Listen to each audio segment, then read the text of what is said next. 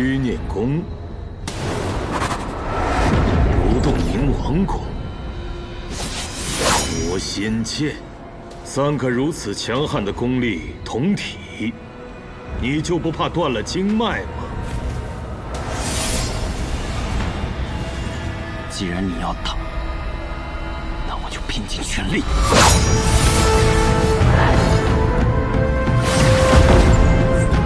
昔日有人将毕生功力凝于13剑中，用此13剑踏遍南绝，一剑一高手，让整个南绝为之震动。他就是我师父羽生魔，一剑关尽天下业。师父，这13剑你若在泉下看到，可别说我糟蹋了你的好剑法。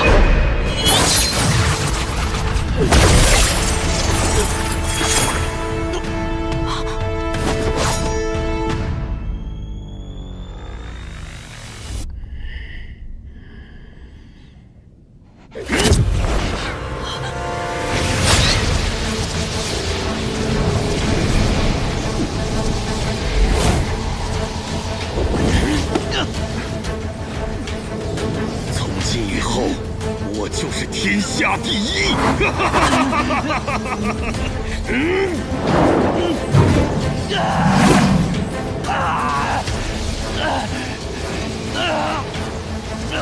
云哥，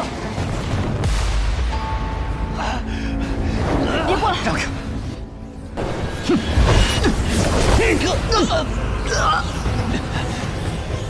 你是谁？女婿。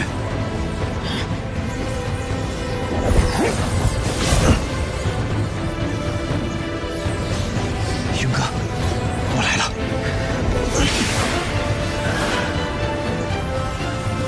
唐云，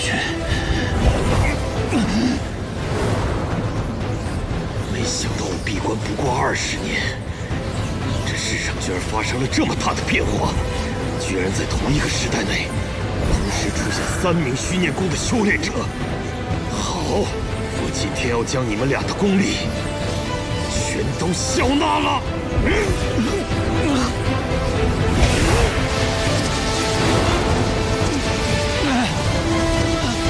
做梦！大河之水，天上来！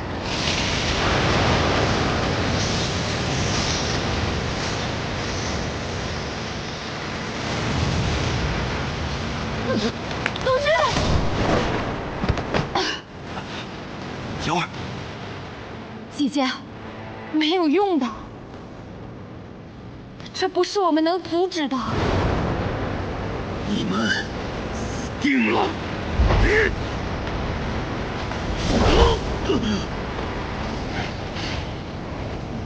东君，我已经死过好几次了，不差这一次。云哥，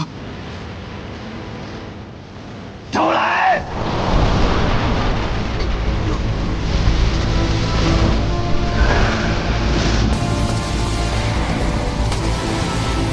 云哥，不要！这样你会死的，你听见没有？还来！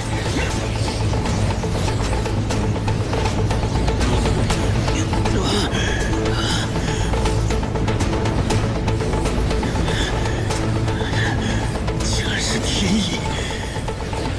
既然如此，倒不如把我余下的功力都传给你。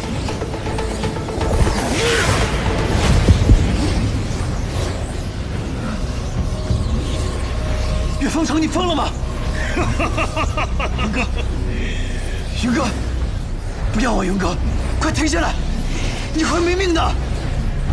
谁在救我？快停下来，云哥！是同学。云哥，你醒醒，不要被迷惑了心智。云哥，快回来呀，云哥！回来，回不来了。我的家人死了，师父死了，妻子也被带走了。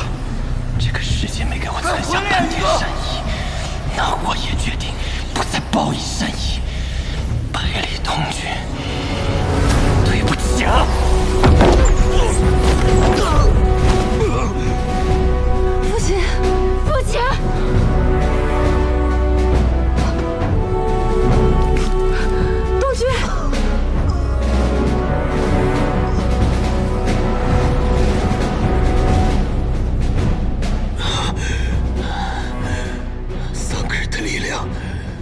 竟然做到了！云哥，没用的，他已经入魔了。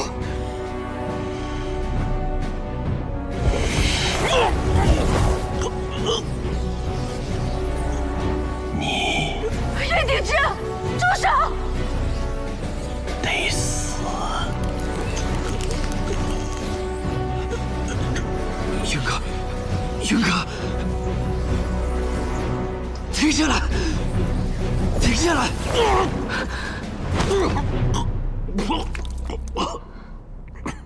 父亲，不要！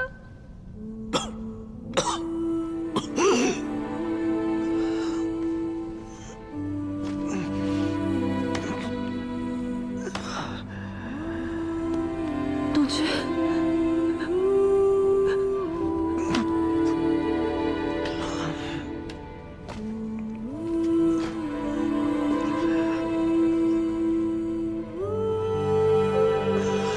云哥，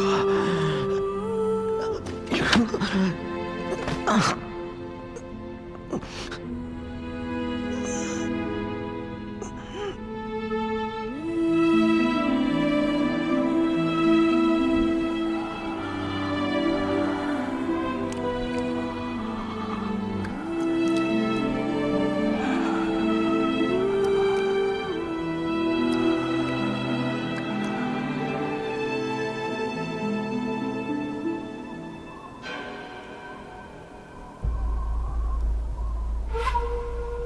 生年不重来，一日难再晨。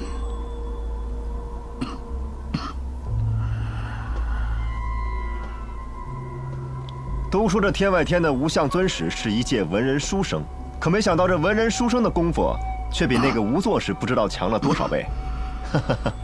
值得我认真对待。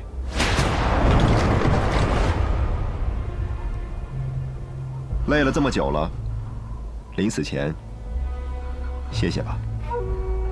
那就多谢君先生了。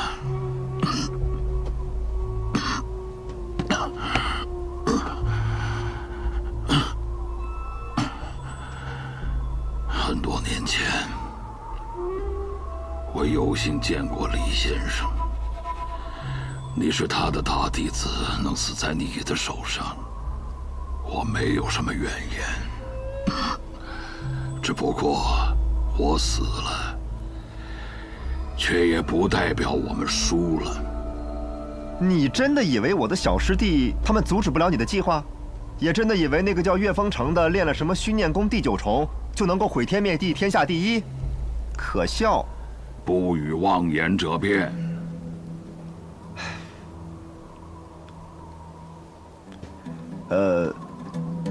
冒昧的问一句啊，您还有多久死啊？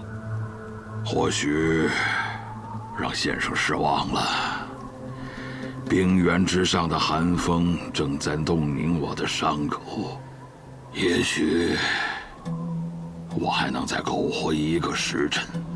若先生再出手，我自然1刻也活不下去。好，那我们便打个赌，若在这1个时辰之内，先来到这里的是岳风城，我就治好你的伤，让你活下去。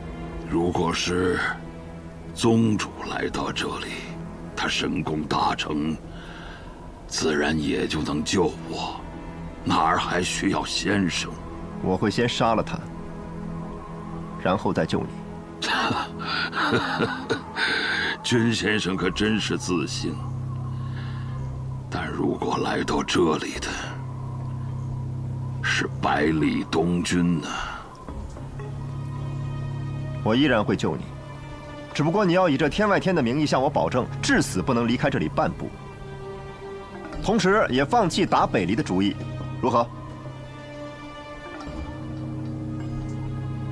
这个赌局似乎对我没有坏处。好，那便赌了。百里东君，你不明白是吗？那我就讲给你听。我练魔仙剑时，就已经种下了魔种。虽经压制，但却并未完全消除。文君回来后，我以为一切都会变好了，但没想到，这只是一个局。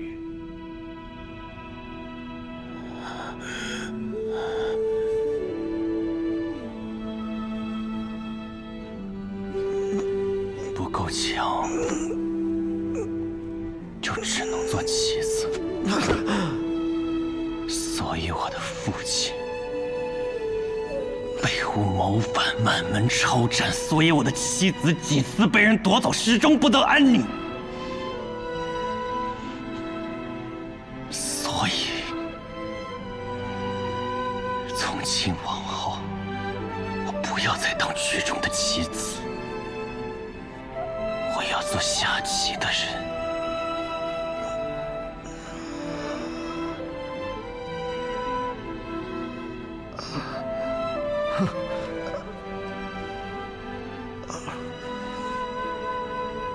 百里东君，别再那么天真了。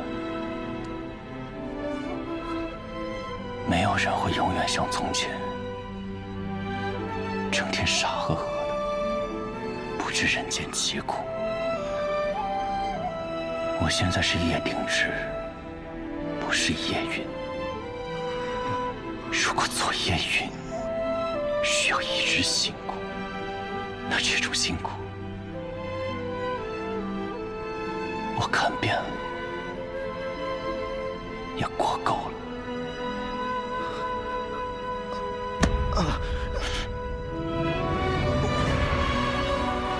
云哥，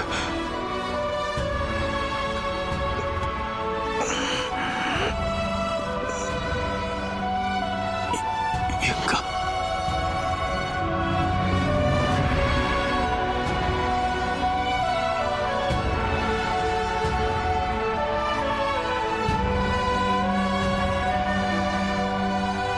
你自己留在原地吧。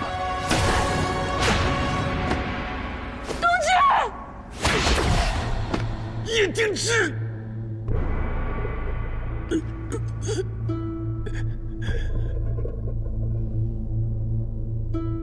我在此修炼近20年，只在收复北阙，戒之背离。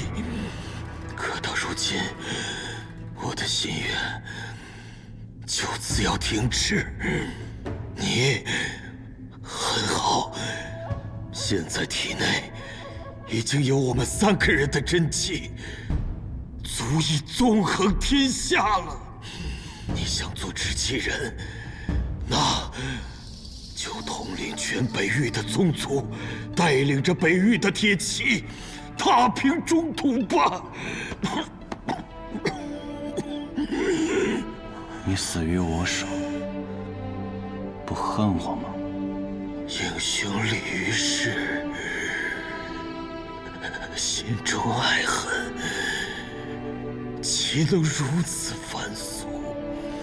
我心中最恨就是背离。如今我们的敌人是一致的，那就请你继承我的遗愿，做现在天下第一，踏平背离。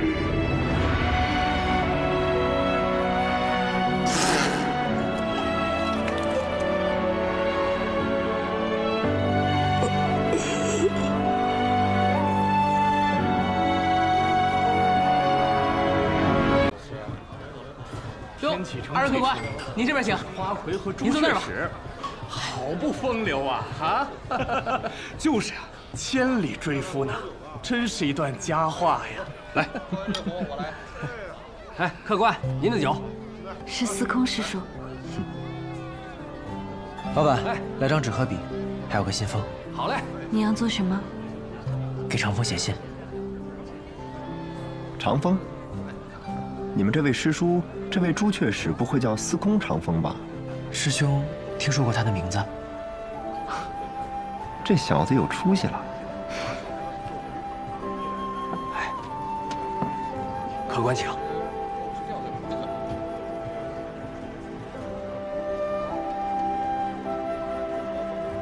在外行游，喜闻师弟抱得美人，贺喜贺喜！师兄不日将归，喜酒无极，缺无不可。哎，帮我也加一句吧，就说缺无也不可。大师兄也要凑热闹？哎，破败小庙，些许缘分嘛。就这么写啊。你说有一位读书人为考取功名，想向他讨几杯喜酒喝。好，好，好。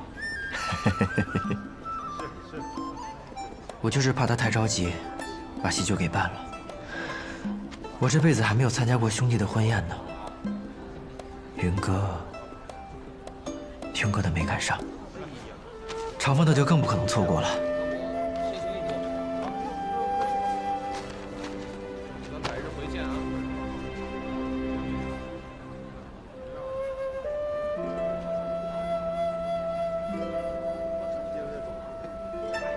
等你好了，我们就回去。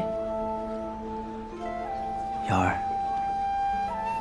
这些日子辛苦你了，下午便找船出海。好。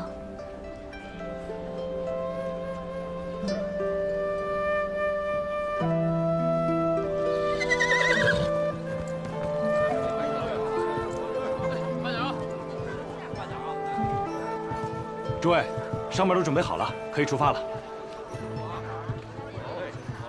小师弟，我就送你们到这里了。此次一别，不知何时才能再次相聚。大师兄，这一路多谢了，保重。保重。师伯保重。保重。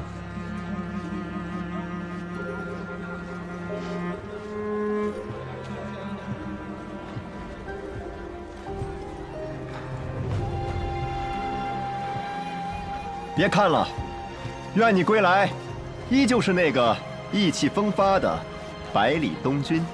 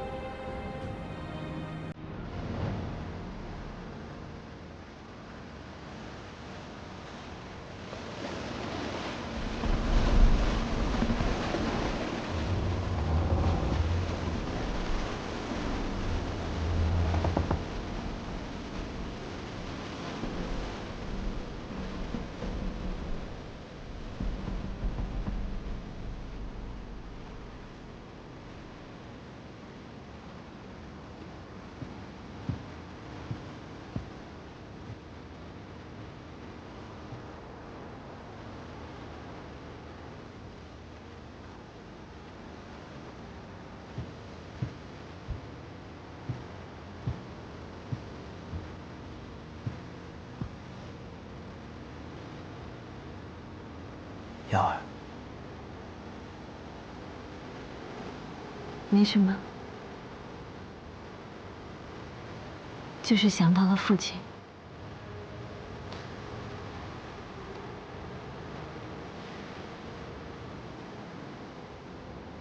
东君，我自小与父母分别，对于我父亲的记忆已经很模糊了。我只记得我小的时候过节，我想去街上看花灯，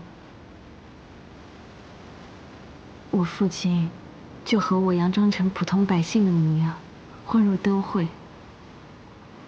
他会将我扛在肩头上，他的肩膀很宽厚，很温暖。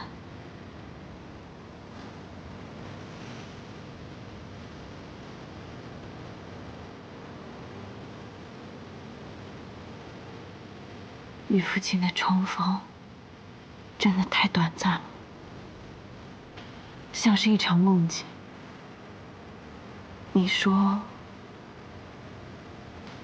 要是我早日打开那扇门，是不是就可以劝劝父亲了呢？瑶儿，对不起，我应该多顾及你的感受的。我们都会责怪心中的自己吧。不过，终究是要向前看的。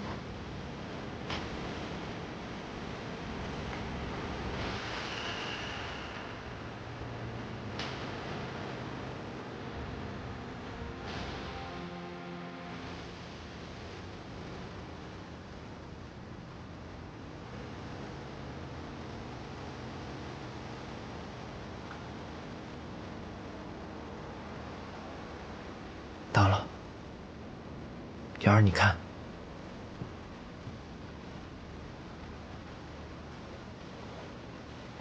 东边的天空升起了一颗耀眼的星辰，瑶光。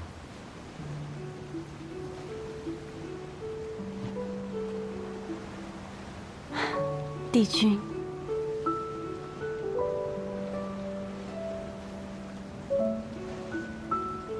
东升瑶光，西起帝君。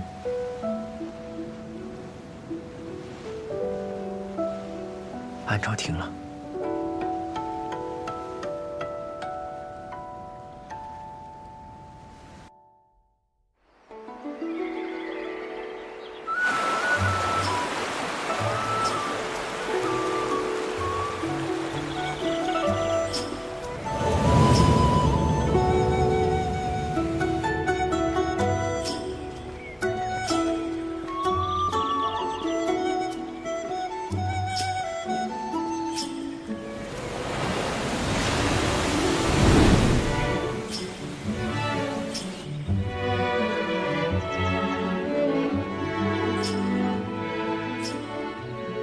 蓬莱岛，我终于到了，真是感慨啊！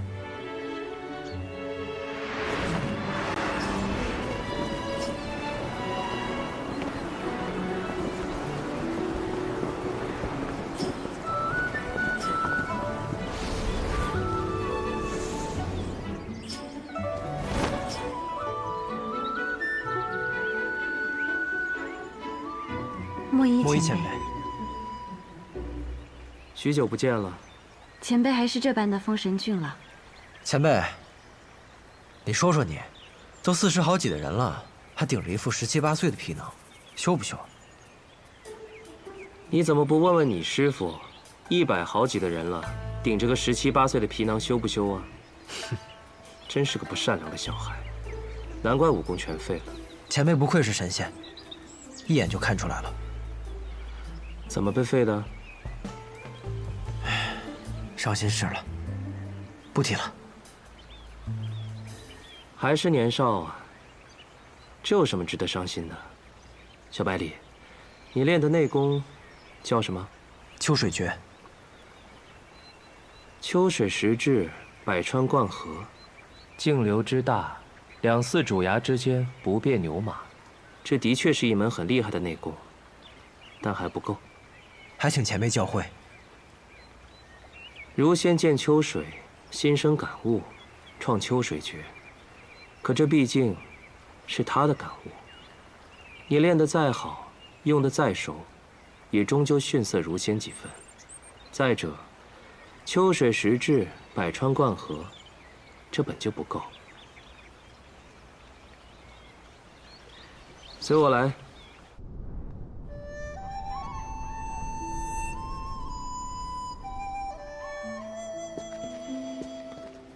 你师傅呢？我师傅出门远游了，不知何时才能回来。这怕是很难再回来。前辈此话怎讲？你师傅去了北面，极北之地。我师傅去做什么？那我来这里又是做什么？前辈，如今我武功尽失，你就别再说这种高深莫测的话了。武功尽失，又不是脑子没了。天外更有天，武之一道，所求无尽，所成亦无尽。越强的人，责任也就越大。北面的冰原，西面的荒漠，东面的无垠大海，南面的万众大山，人间绝境，四方圣人。总有一天，你也会去镇守一方的。我。不过这都是以后的事。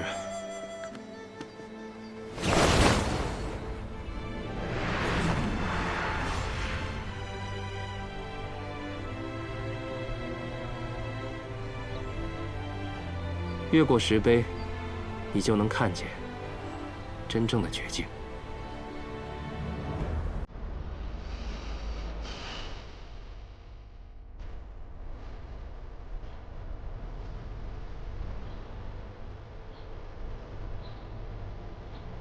天无尽头。以前的人留下来的是“天尽头”3个字，可我觉得，所谓尽头，不过是我们的目光有尽头，而并非真正的尽头。所以我便改成了“天无尽头”。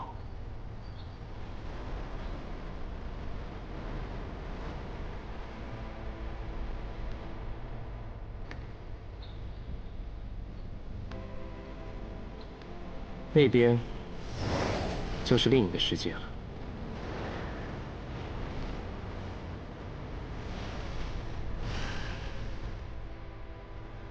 去吧。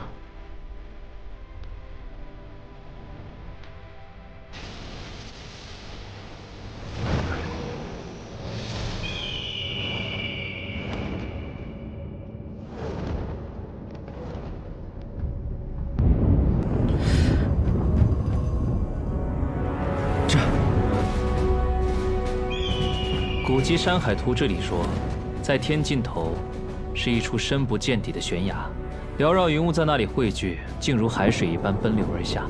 急速的奔流燃起火焰，将整片天空烧得通红。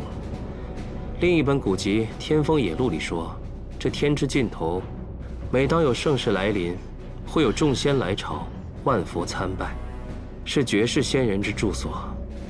我想，这写书之人一定来过这里，因为他们所说的都是真的。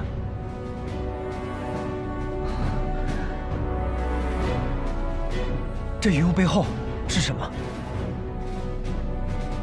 我也不知道是什么，或许确是仙人佛祖，或许不过是虚梦幻影，又或许真的到了天的尽头。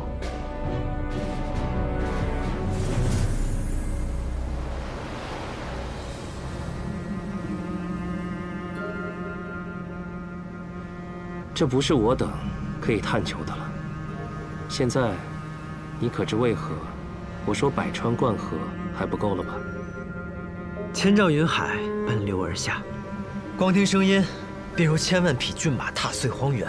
假使这是一片无垠海面，一望无际，哪怕是用最快的船，日行千里，行上1年、10年，也无法看遍整个云域。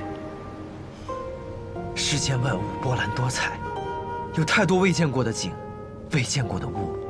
所以说，只看百川归流入海，还不够。是极是极。秋水时至，河伯自傲，但是在这大海面前，却也只能望洋兴叹，更别提这无垠云海。可在这极景之下，也不过尔尔。内力没了，便重新再练，不是什么大事。只要你的路还没有走完，就还可以回头。只要路还没有走完，就还可以回头。如先见秋水入河，便创出秋水诀这样高深的内功。如今，你见这极地绝景，是否也该创出更加高明的功法呢？你是说，光看这奇景，便能创出一套内功？可你看的不只是奇景，还有天道。未来的日子，你就在这石碑后，好好想想你的内功。前辈，你可是认真的？我当然是认真的。万物皆有道，你能临着天道锤炼，并不是每个人都有这样的机会。好好珍惜吧。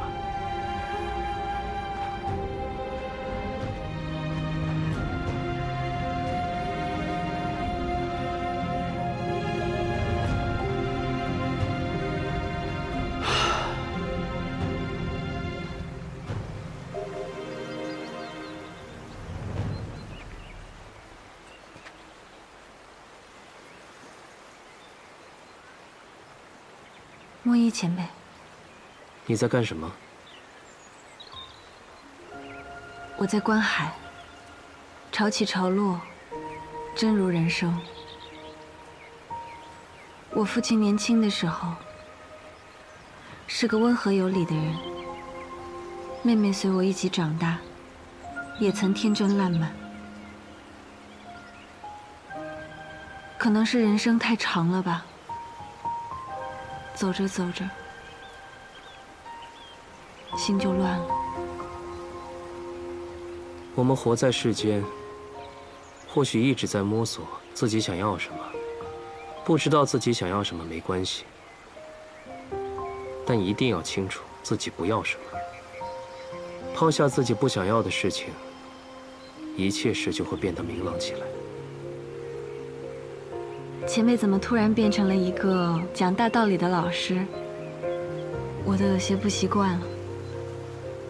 唉，年纪大了，看到有缘的年轻人，便忍不住多说几句。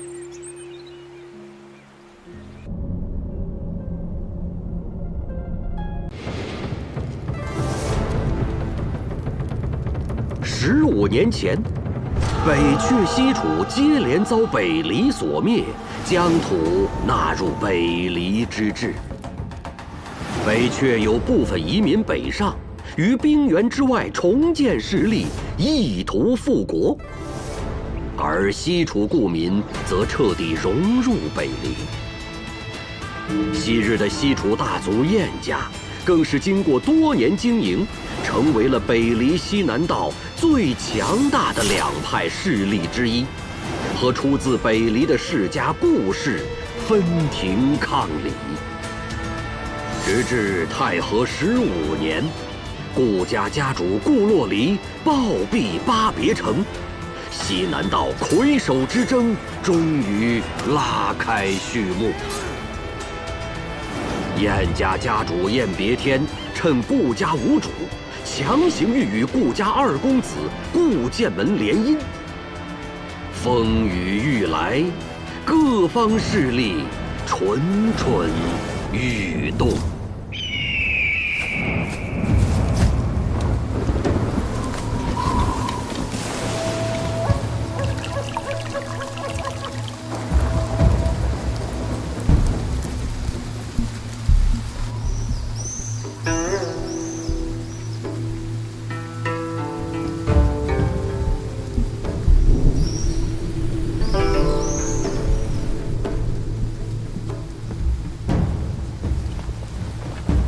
二公子，方才午夜派人来说，为避免晏家不满，让我们把府内的白帆都给换成红绸，实在是欺人太甚。难道我们真要这般，任由他们宰割吗？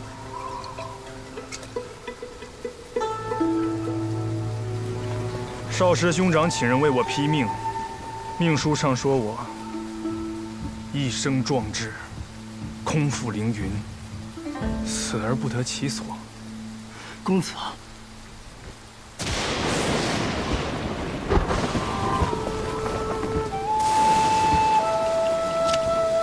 公子，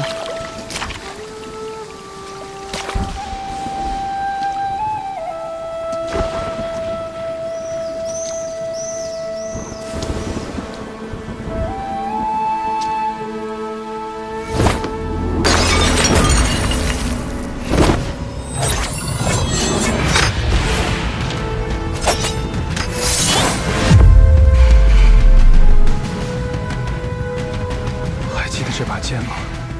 这是我去天启那年，兄长赠予我的。他让我拿着这把剑，闯过学堂大考，不负凌云。此以后，这便是我唯一的剑。你问我是否就这样任人宰割？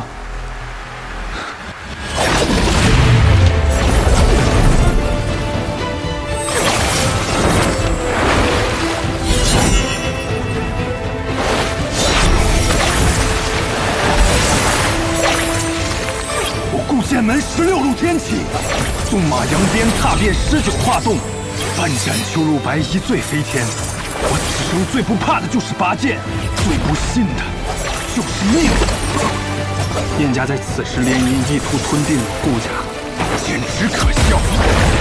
既然他们觉得白帆不齐，想要红头，那就让鲜血染尽这些白帆吧。我可是狂徒啊！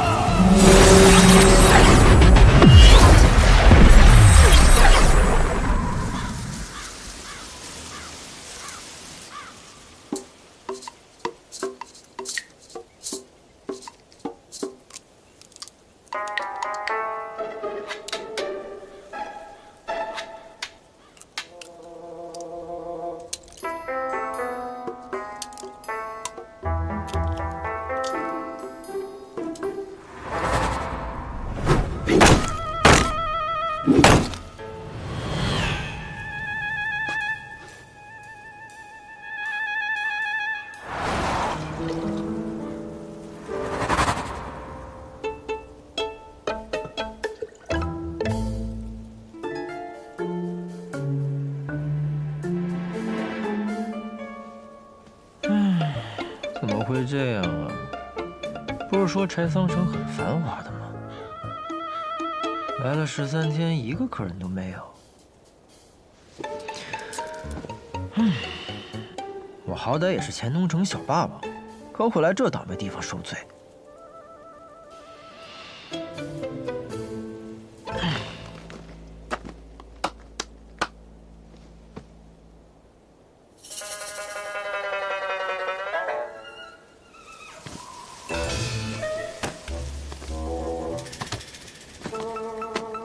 大哥，进来喝一杯。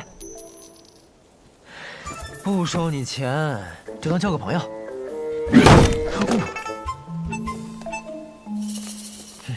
不交就不交，脾气这么差，给我来10斤肉。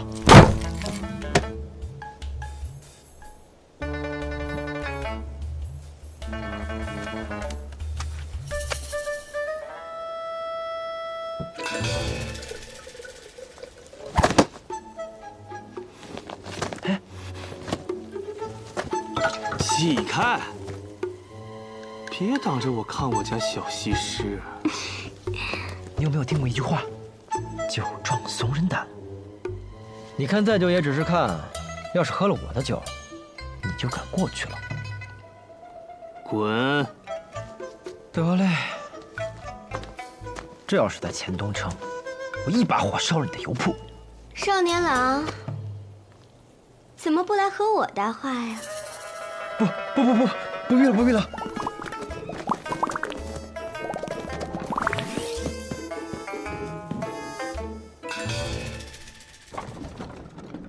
哎，起床了，宋长风。宋长风，嘿，个懒骨头，哪有店小二起的比掌柜的还晚的呀？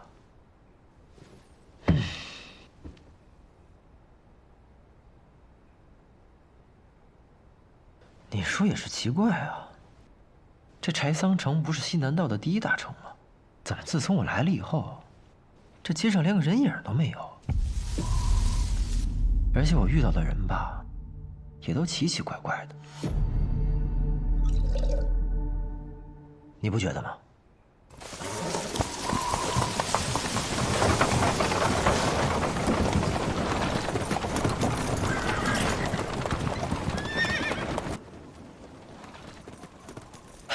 来客人了。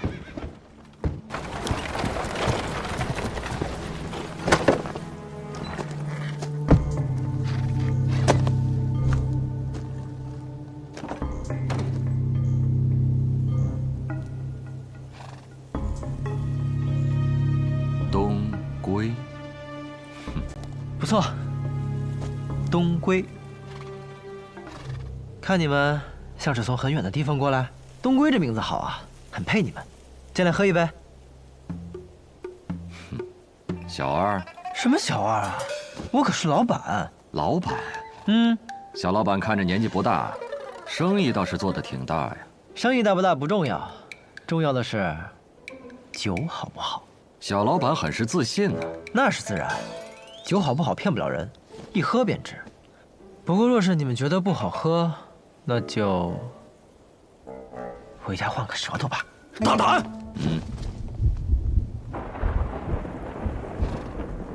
看这天似乎又要下雨了，既然已经来到了这儿，不如进去喝一杯，歇歇脚。走。哎，我的酒可不是随便歇歇脚就能喝的酒。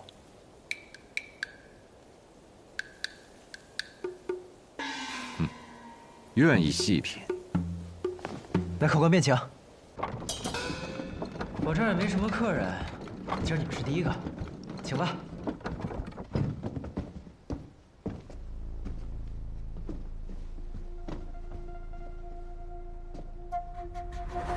不是已经有一人了吗？他可不是什么客人，他属这儿的店小二。小二。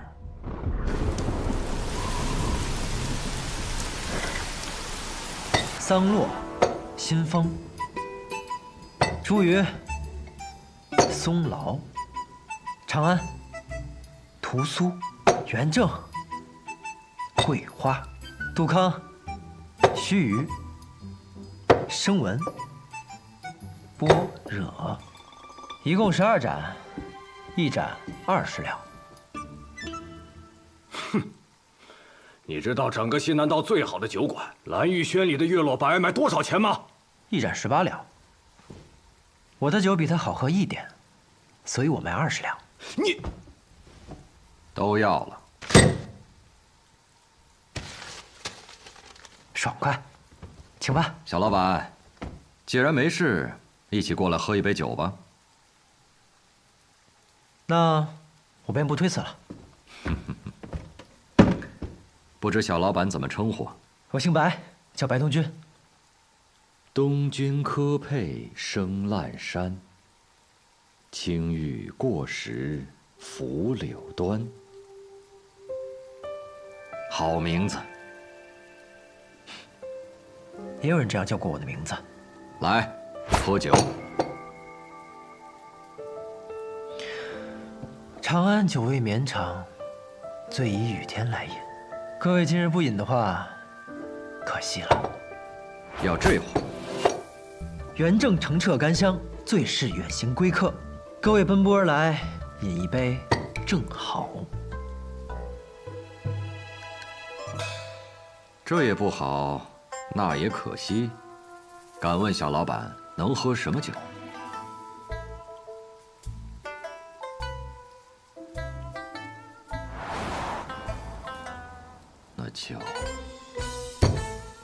那就须臾吧。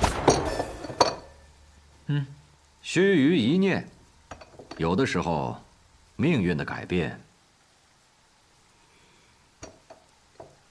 往往就在须臾之间。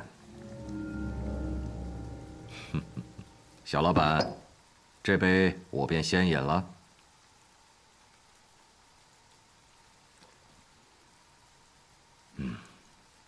如何如何？我这酒足以名扬天下。确实是好酒，在我此生喝过的酒里，可排前5。第5？那你告诉我，第1是什么呀？天启城，碉楼小筑，秋露白。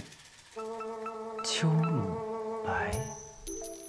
自以为好酒只能品1味，而碉楼小筑的秋露白，却能品出3味。那我若酿出一壶酒，胜过秋露白，足以名扬天下。小老板若有机会去天启，可以一试。怕是没这个机会喽。我家人是不会让我回天启的。哦，回？真是好酒啊！我可真是个酿酒的天才啊！诸位，不饮一杯吗？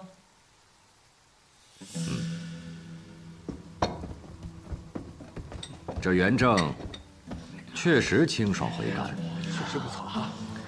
那边那位店小二，请你喝杯酒吧。来找事的。啊，有酒就行了。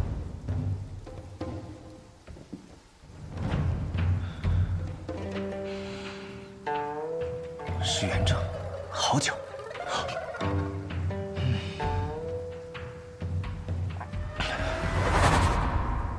不够。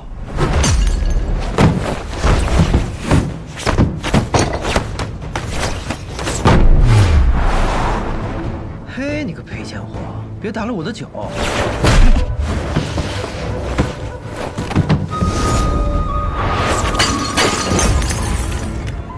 我的酒！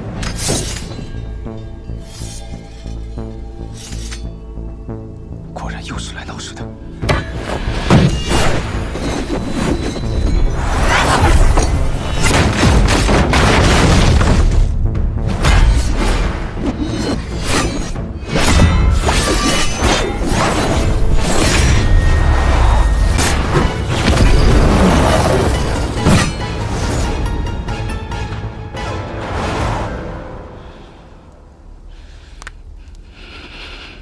好强！追虚强。啊！你这家伙，都说了不让你打，你还打，你个赔钱货！注意客官，我家店小二就是个江湖浪人，不懂礼数，莫怪莫怪。哼，看来这个雨一时半刻是停不了，但有些事却耽误不得。小老板，今天这酒便饮到这儿了，告辞。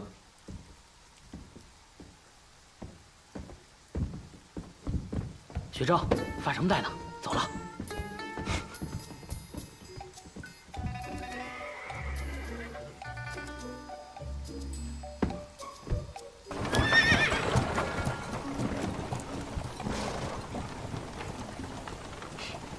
这里面啊，还有一个人，我闻出来了。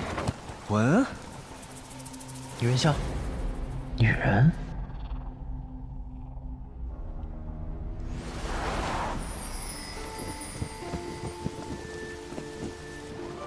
身体可有好受些？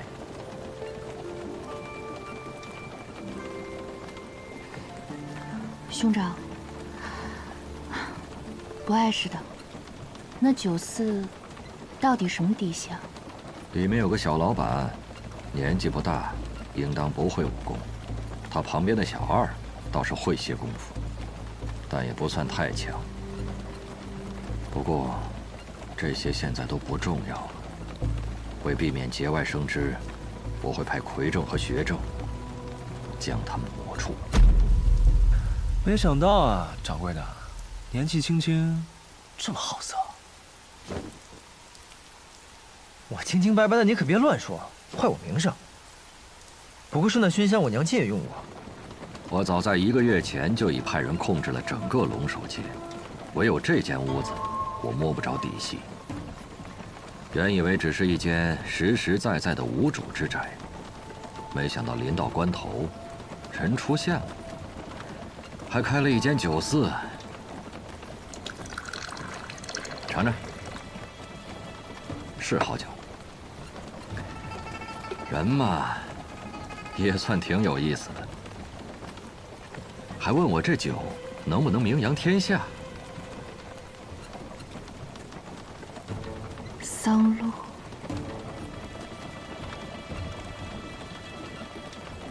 柴桑远路，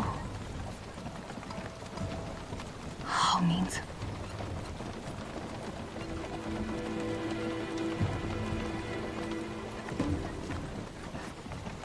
也确实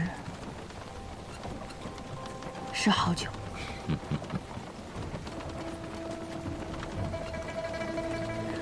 只可惜，这名扬天下，他怕是等不到。西南道近日有一件大事，而且是个大喜事。按照我的计划，以我这一手酿酒术，可以先成为柴桑城的第一酿酒师，顺理成章的受邀为西南道第一大喜事备酒。到时候前来观礼的各路英豪都可以喝到我酿的酒。如此一来，等等，什么大喜事啊？你不知道？当然是西南道侄女儿的顾家和老儿燕家联姻的大喜事啊！白同学，别为大为小的，叫掌柜的。其实从一开始，我就觉得这条街道有些古怪。我只不过是贪图你的美酒，便留了下来。可现在有些后悔了，我应该早早就走才是。你什么意思呀？我们意外卷入了顾燕两家的斗争之中。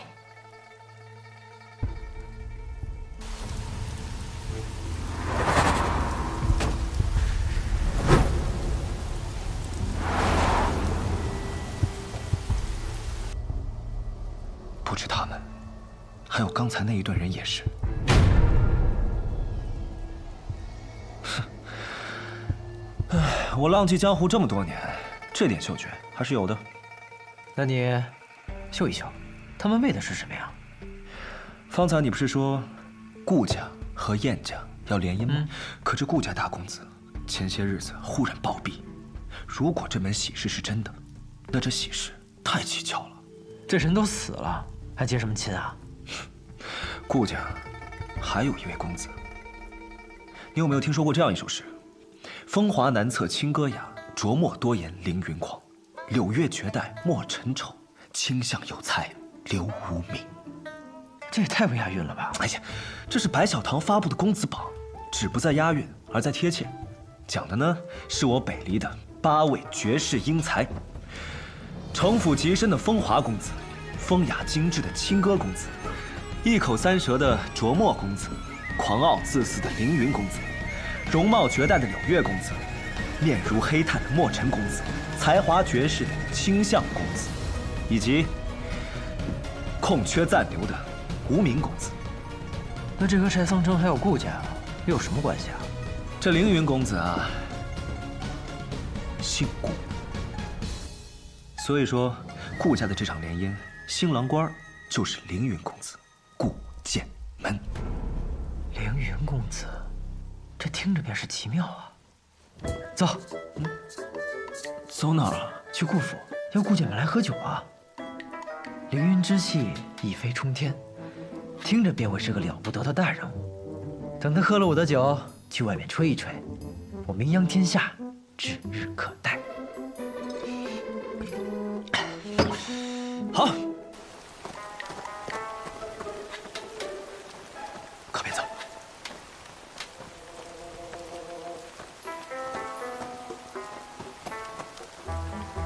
你不是要带我去顾府吗？怎么像是去做贼？你信不信光明正大的走，连这条龙首街都出不去？哎，没想到你这个赔钱货懂得还挺多嘛。那是自然，混迹江湖这么多年，要是这点心思都没有，早就埋在下面了。走吧。呀！怎么了？有人。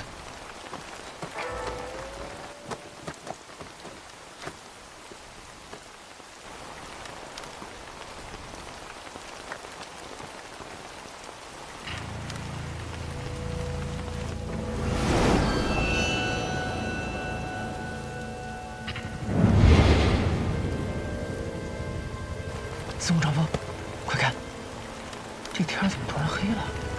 嘘。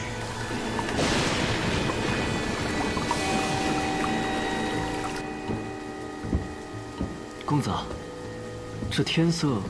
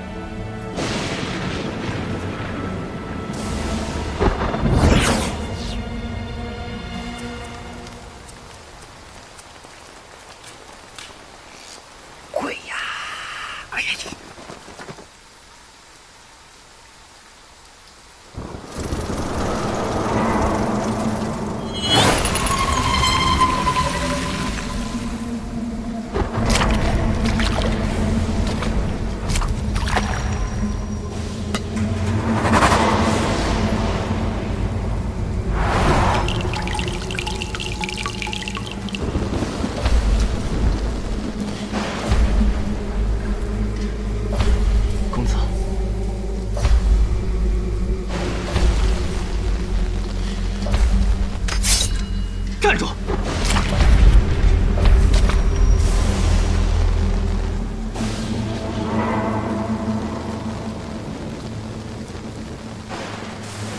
是来自暗河的贵客吧？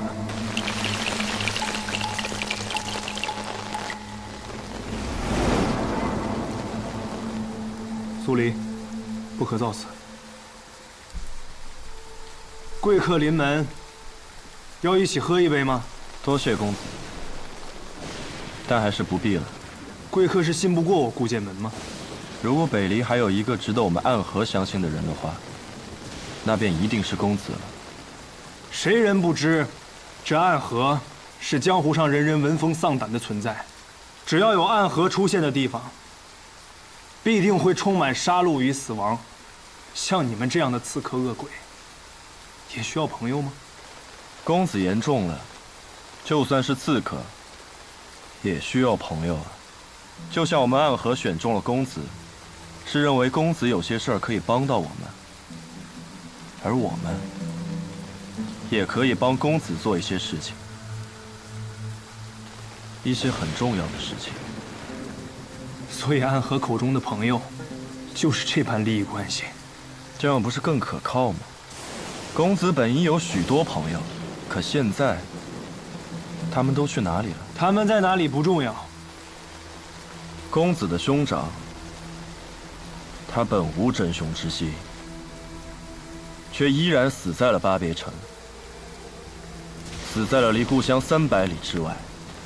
公子，你的敌人容不下你，更容不下你的兄长。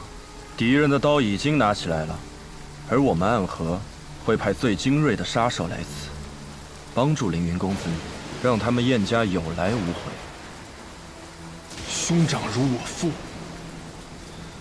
此仇我誓死必报，但不需要靠暗河来报。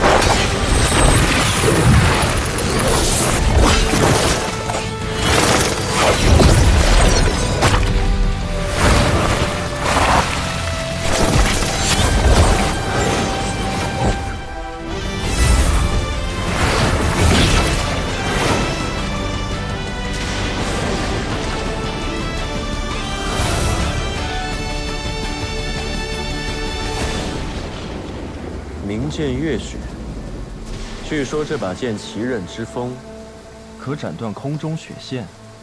公子是要杀了我呀？暗河想在西南道立足，就不打算拿出点诚意来吗？来，让我看到你的诚意来。好。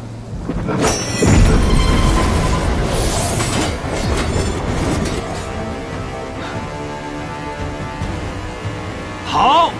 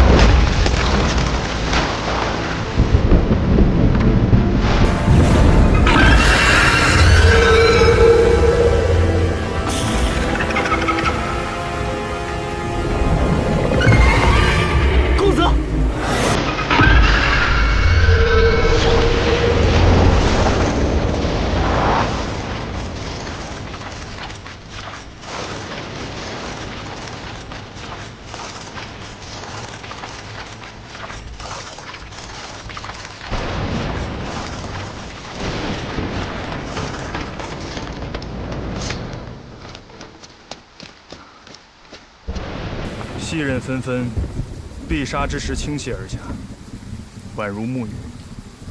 你分明是暗河中凶厉的刺客，可你的剑里却有着剑客才有的剑意。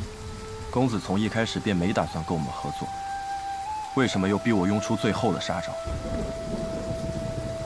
如果我说是因为我兄长死了，可我却还被困在此处无法离开，所以很想找人结结实实的打一架。那你的剑是不是就要刺下来了？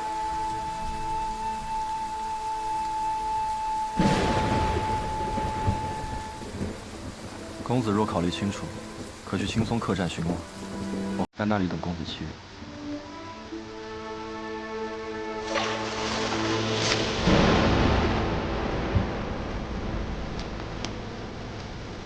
你叫什么名字？我本不应该有名字，但我愿告诉公子我的名字。我叫苏沐雨。公子再见。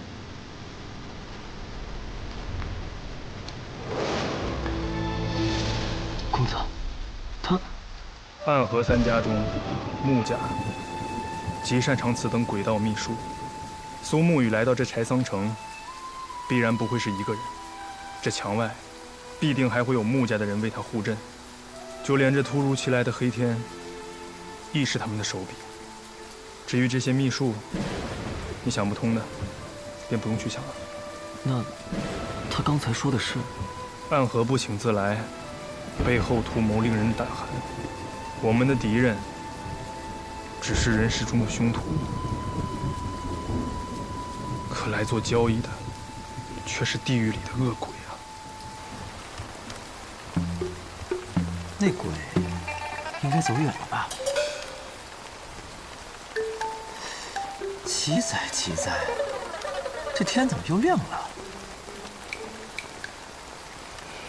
我有种不好的预感，咱们先离开这儿吧。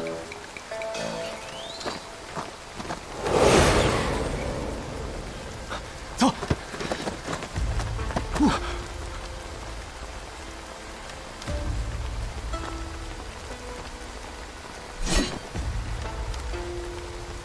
你们2个看到了什么？十三鬼，他们可在这里等了许久了呢。我们什么都没看到啊。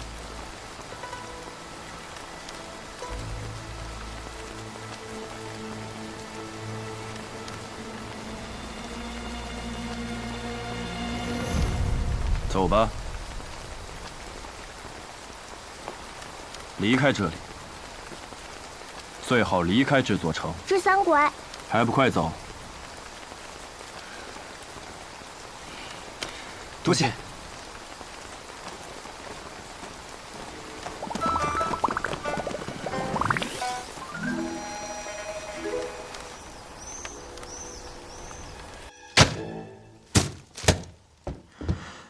吓死人了，吓死人了！我不过是偷偷跑出来开个酒肆，清清白白的卖我的酒，差点连性命都没了。你说我有没有点天理了？掌柜的，不是吧？那是东家起火，西家冒烟啊！啥？一波未平，一波又起啊！沈老板，怎么才回来？这是去哪儿了？我还要跟你买酒呢。哎。实在不巧啊，酒都卖光了，改日吧。改日？改日可就没有机会了。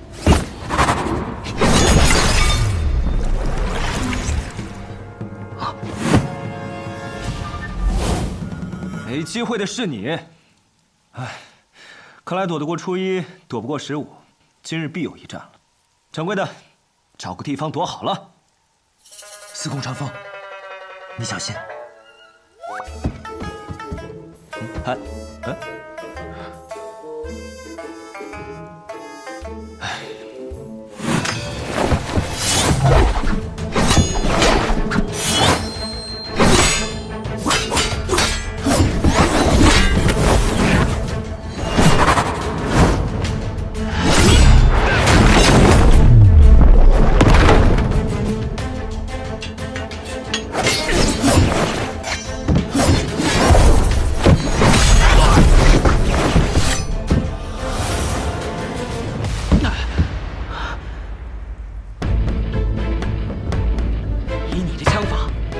无名之辈，报上名来。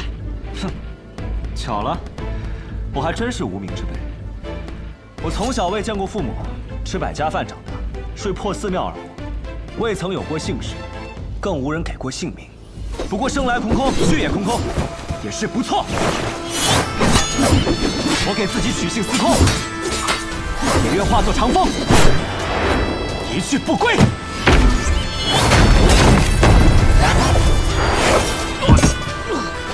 我应叫司空长风。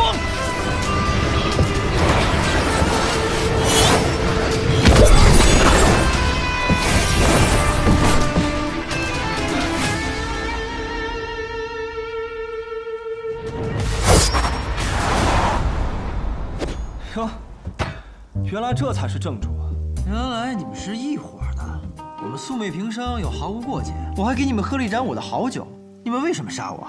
总不能是嫌我的酒太贵了吧？怪就怪你开店选错了地方吧？儿戏了吧？生命是很珍贵的东西，每个人都只有一次，我们并没有权利随意的去剥夺别人的生命啊！白痴！你说什么？掌柜的，你还没听明白吗？顾府已经被这帮家伙包围了，咱们碍着他们的事儿了。说你白痴没错，你竟然想着和这样子的人讲道理。喂，屠夫，我就问你一个问题，你说，如果我们现在离开，能放过我们吗？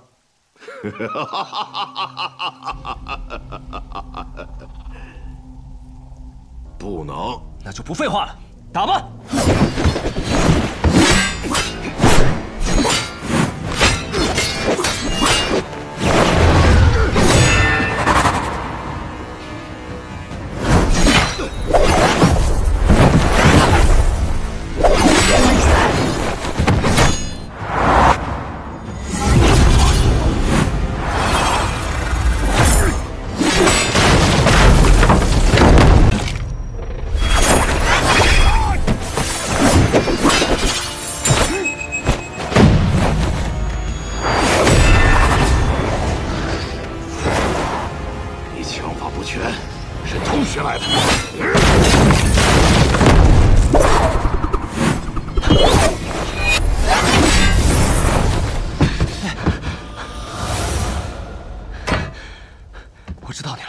生遭官法，死见阎罗。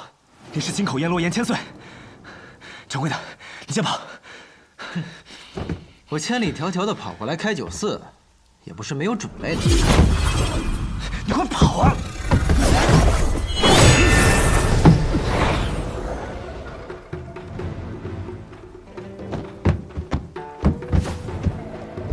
少年郎，去哪儿啊？你躲什么呀？是姐姐不够美吗？当然不够。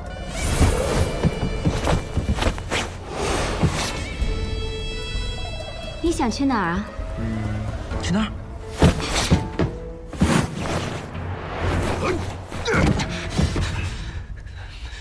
你怎么还没跑？你瞧我上面。倒是小看小老板了，没想到你武功平平，轻功倒是不错。只是想从我这里过，就这几步，还不够哟。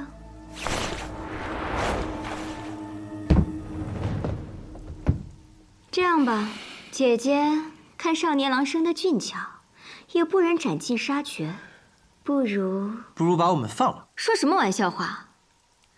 不如你们两个活一个，死一个吧，怎么样？商量一下，谁死谁活？白东君，我知道，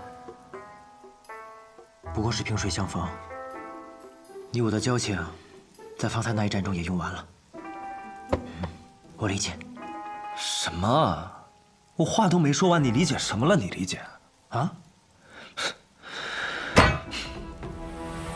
我还有最后一枪，这一枪之下，前面这个一定会死，但我也不一定能活。你尽力自保，如果我能活下来，我就带你冲出去。你有几成把握？1成。1成的把握，你还有脸说的这么信誓旦旦？不过是将死之人，拼一拼罢了。司空长风，如过了今天，我俩还有命活，我再告诉你。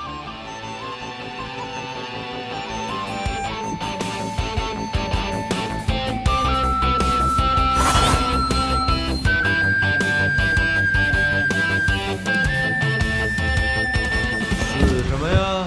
不死。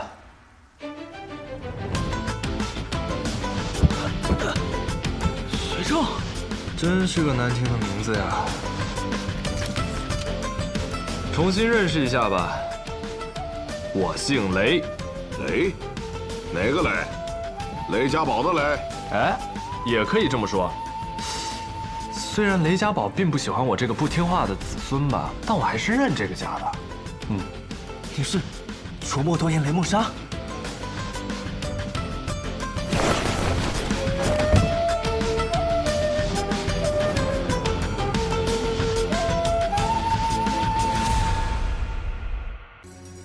天干物燥，小心火烛。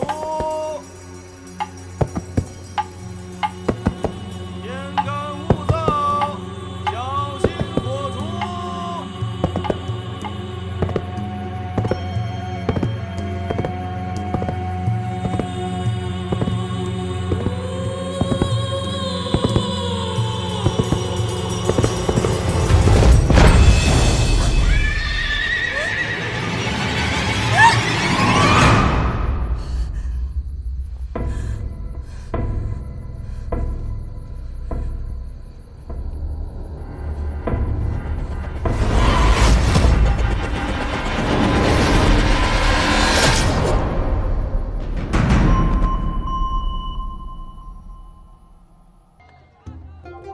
四娘，生意太好，你悠着点接客，空房都快没了。好，房间还没好，您先等会儿啊。起来了。呀，四娘，你昨晚烧高香了？怎么这么多客人？哼，以我四娘的姿色，自然有人慕名而来。我还需要烧高香吗？哎呦，掌柜的，您哪来的自信啊？嘿嘿。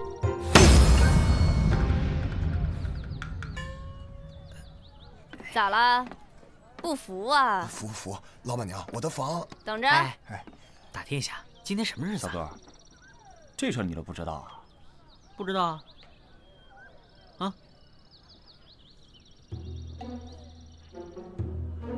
看他年纪轻轻的，相貌也不错，怎么连这事儿都不知道啊？就是啊，你不会连燕春阁都没去过吧？没去过啊？怎么了？燕春阁头牌青云姑娘拍卖出夜权，大家从各地赶来啊，都想得一夜之欢呢。那干嘛非得住凡舍啊？住燕春阁去啊？嗨，燕春阁满房了，否则谁住这破地儿？就是。我说你俩，一个长得人模狗样，一个年纪一大把，有钱的话多做点善事儿，保重身体吧。哎呀，不好意思，只剩1间房了。哎，老板，我给我小药房，先回答我一个问题：我美吗？美若天仙，艳如桃李，说的就是你啊！谁说你不美啊？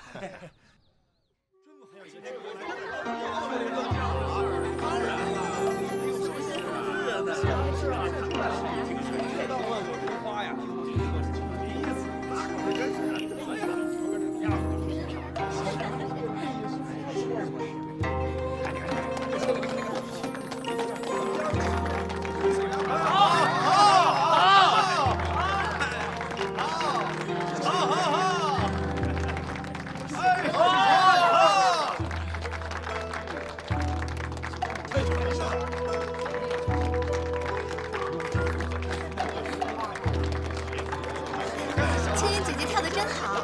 是啊，我第一眼见她的时候就知道她一定可以。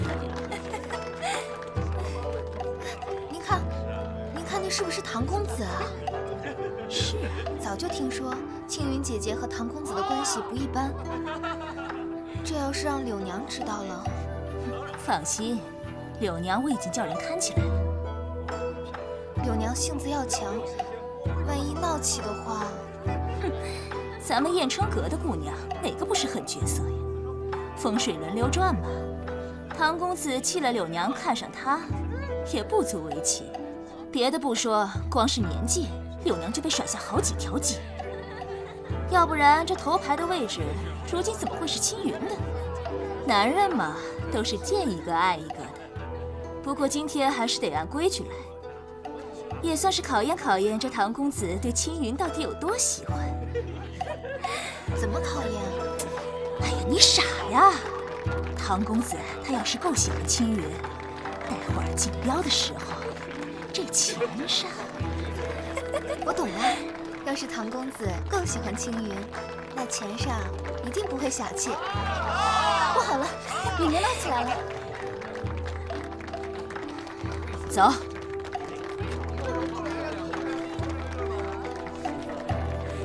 哎呀，你怎么就不明白呢？拍卖初夜呢，就意味着炫富，炫富就意味着打赏，打赏呢就意味着发财。你不想发财吗？对哦。蹲下。那来吧。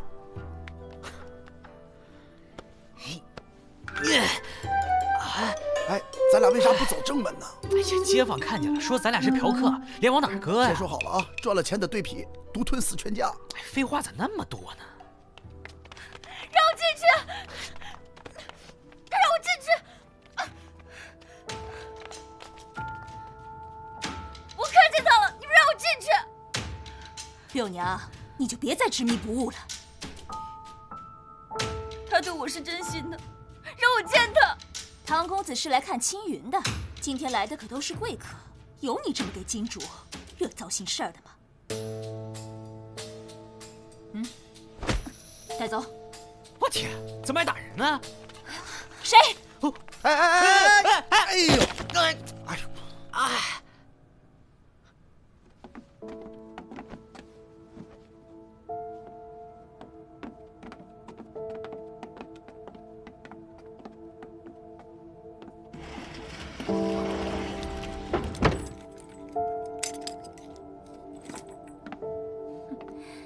暂且让他在这儿待着吧，过了今天，让他滚。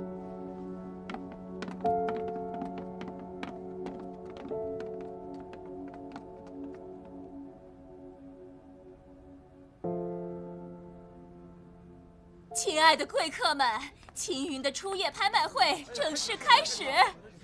我出1000文。1000文。我出2000文。王公子出2000文。我出3000。3000文了，刘公子真大方。5000文。5000。君安10匹。捐10匹，还有出价的吗？唐公子出价10匹券啊！20匹，100匹。唐公子券100匹，还有出价的没有？在跟本公子叫板吗？哎，算了，人家可是唐家公子。恭喜唐公子！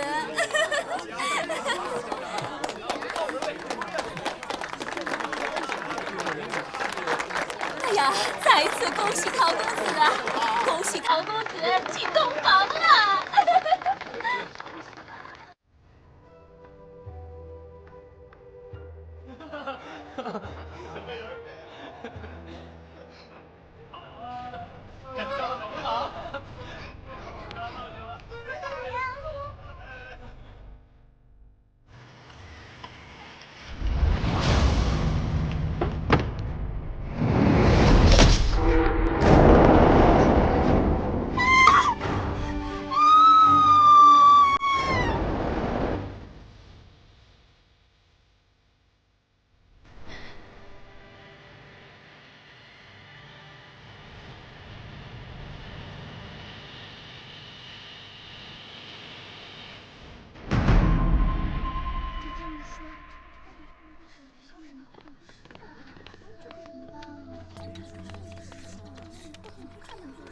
李少卿，尸体呢？在楼上。双燕，去楼上看看。这里好气派啊！李少卿，这件案子有些蹊跷。怎么蹊跷？10年之前，我们几人正在巡夜，见一名妇人宵禁后骑马上街。我们跟过去一看，那名妇人被黄梅剑刺死。事后得知，她是铸剑师郑世杰之妻。据说，郑世杰铸成宝剑之后，忽然暴毙，在那之后，其妻女也先后死于非命。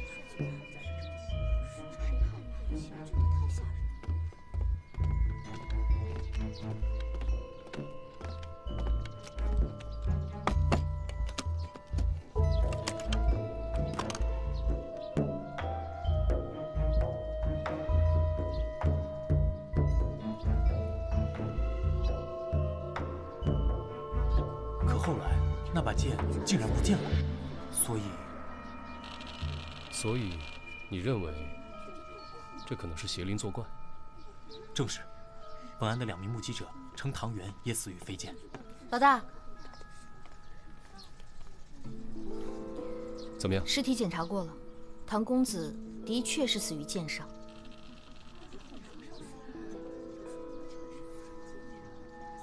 萨摩，你觉得？萨摩，萨摩多罗。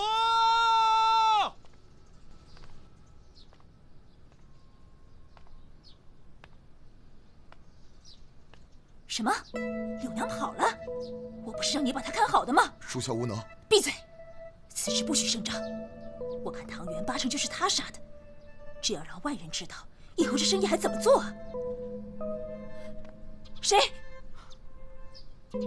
我胆敢在此偷听？我没偷听啊。那你在做什么？听。上。大胆！大理寺办案。官人别误会呀。方才我确实是提到了柳娘杀人，但也只是猜测，并无证据。那柳娘现在人在哪？跑了。找到她。是。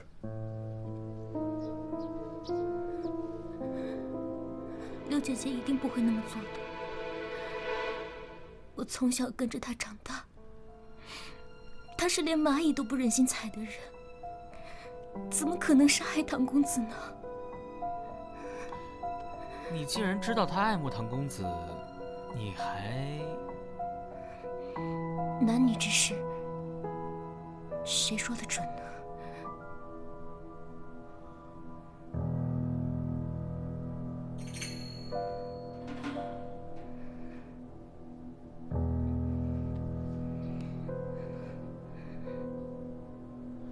看来你还真是挺爱慕唐公子的嘛，把他的名字戴在手上。您见笑。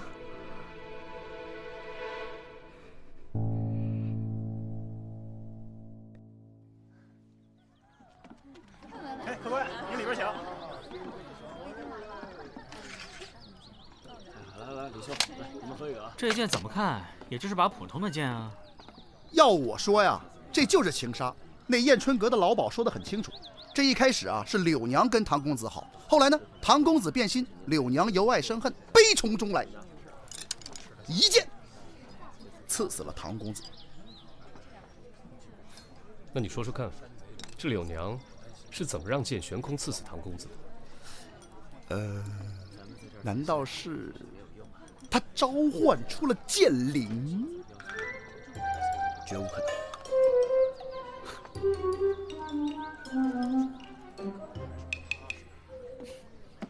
哎，干嘛去？我要再去看看青云姑娘的房间。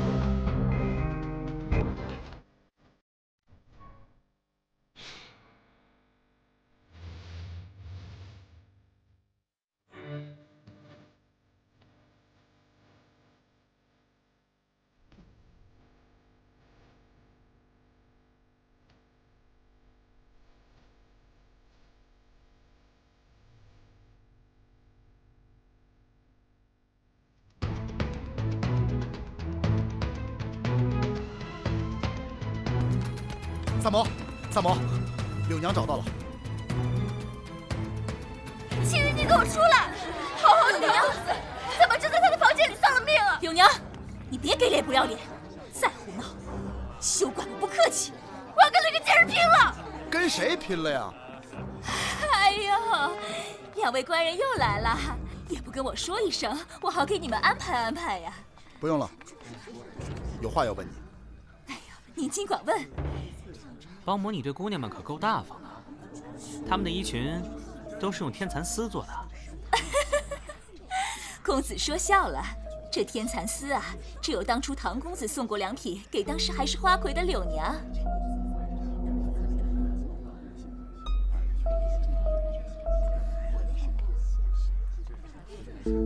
柳娘，事到如今，你还不认罪吗？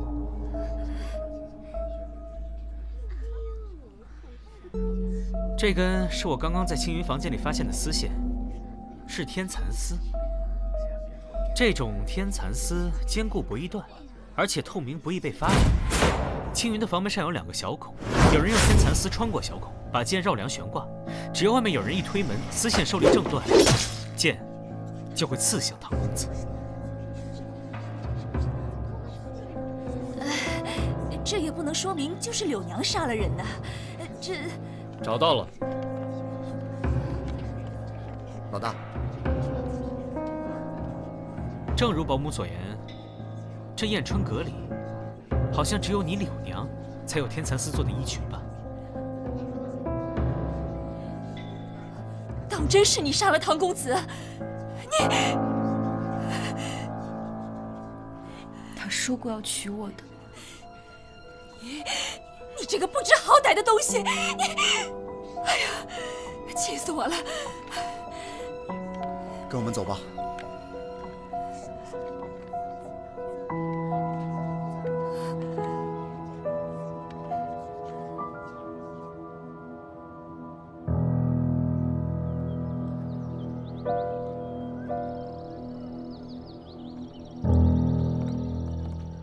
想不到这个柳娘啊，还是个情种，她为了个男人。不对。怎么不对？哎，老大，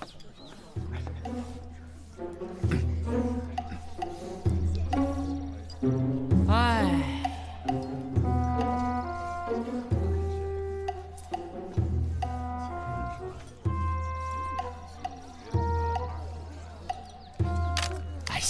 贪钱多俗啊！哎，关于这个案子，我是这么看：尽管能够用机关暗算唐公子，唐公子又不傻，他干嘛不躲呢？再说了，凶手又不在现场，怎么能确保一剑就能刺死唐公子？说下去。哎呦，这块怎么老擦不干净啊？怪了！哎，你过分了啊！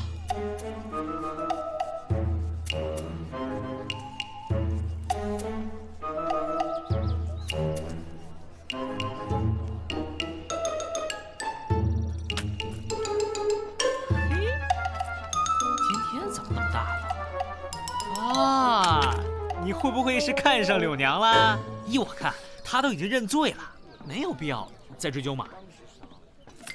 哎，本着对每一个生命都负责的态度，查，使劲查。哎，对了，如果真的是柳娘做的，她为什么一定要按照10年前的方法来杀害唐公子呢？难道咱们抓错人了？我现在就回大理寺，让他们把人放了。等等，不行，现在是柳娘自己认的罪，没找到真凶前，不能轻易把他放出来。依我看嘛，我们还得先从那把剑入手。这个是你们铺子里面全部的布样了吗？啊，是。行，我再看看。哟，哎，老板啊，这家店以前是铸剑铺吧？2位官人，还是请你们离开吧。啊，我们是大理寺的，请你配合调查。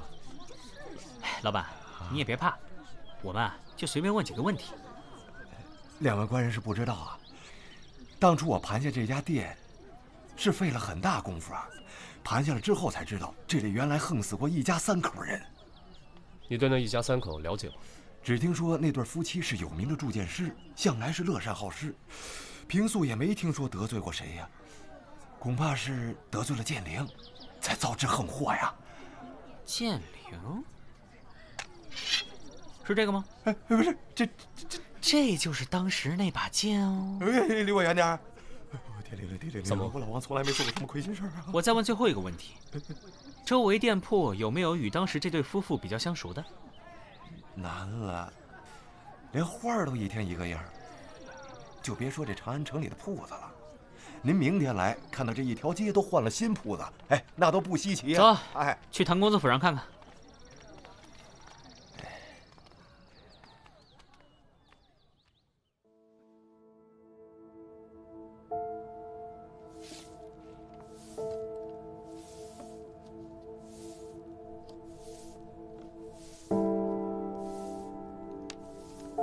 唐掌柜就这么一个儿子，丧事办得这么潦潦草草的，看来唐公子也没有多受宠嘛。是啊，一个吊唁的都没有，这人缘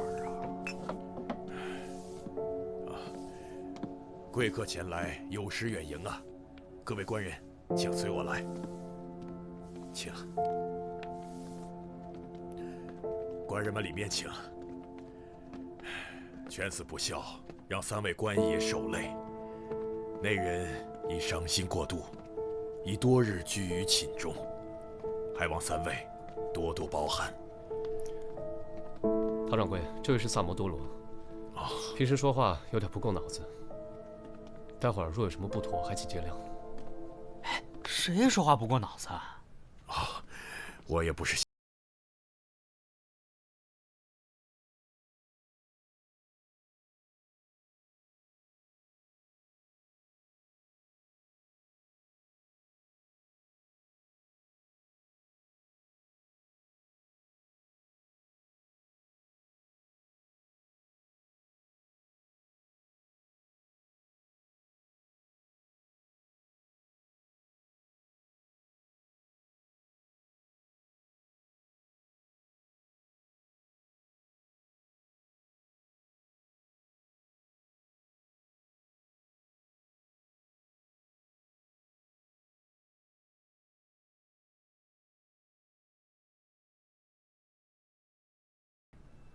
他整日一副吊儿郎当的样子，恐怕早已招惹了不少人。我看呢，就算他不是被那妓女所杀，早早晚晚也会死于非命啊！依我看，他就是活该呀！不提了，不提了。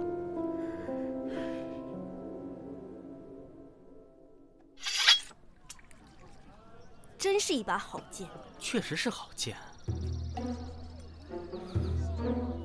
我是说，剑好，人也好，人剑合一。贱人吗？我觉得奇怪的是，唐掌柜只有这么一个儿子，儿子死了，非但不伤心，而且还说活该，这难道不奇怪吗？这把剑，唐公子一直随身带着，而且我刚问过仆人了，这把剑是他从古董店买的。对了，子素，这唐掌柜什么来头？唐掌柜之前干过什么买卖，没人知道。几年前开始做茶叶生意，没想到一夜暴富。听说他很少与人来往，白天老老实实做生意，晚上就关起门来自己过。这种生意人真的很罕见。难怪唐公子去世，也不见得有人前来吊唁。哎，依我看，也别扯那些没用的，现在还是剑要紧，多有趣儿啊！剑灵，还是贱人吗？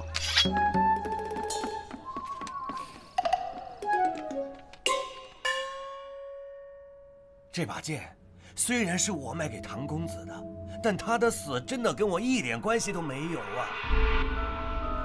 老板，不是我要为难你，只是唐公子的仆人说，这把剑就是在你这儿花了大价钱买的，但这剑是10年前一件命案的凶器。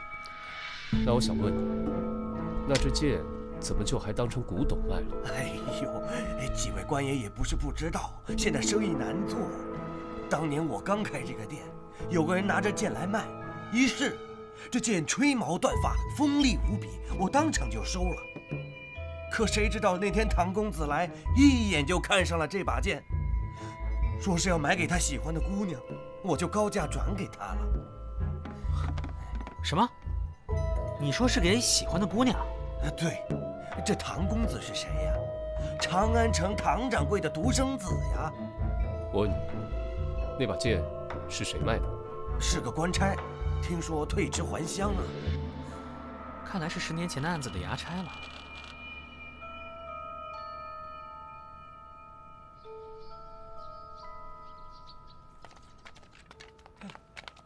禀少卿，当年的衙差带到。官人，小的冤枉，小的冤枉！小的当时就是缺点钱，小的哪儿也不行，就是跑得快。那天我第一个赶到案发现场，但是当我到的时候，那妇人已经躺在地上了。小的一时财迷心窍，才将这剑偷偷地藏了起来。也就是说，根本没有什么剑悬空刺死那妇人之事。啊！小的该死，小的该死！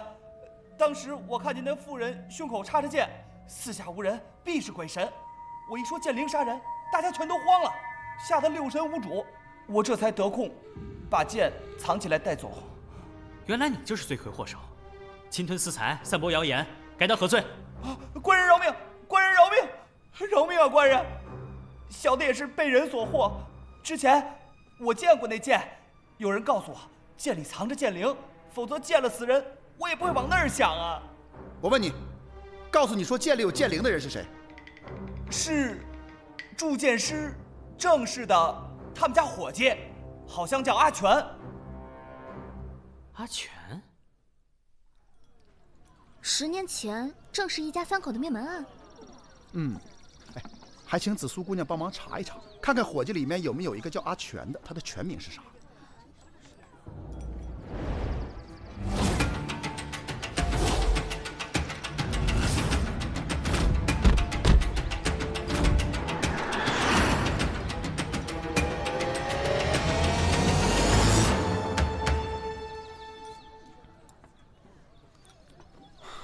户籍册里只有他们一家3口的名字，恐怕那家伙还没有入籍。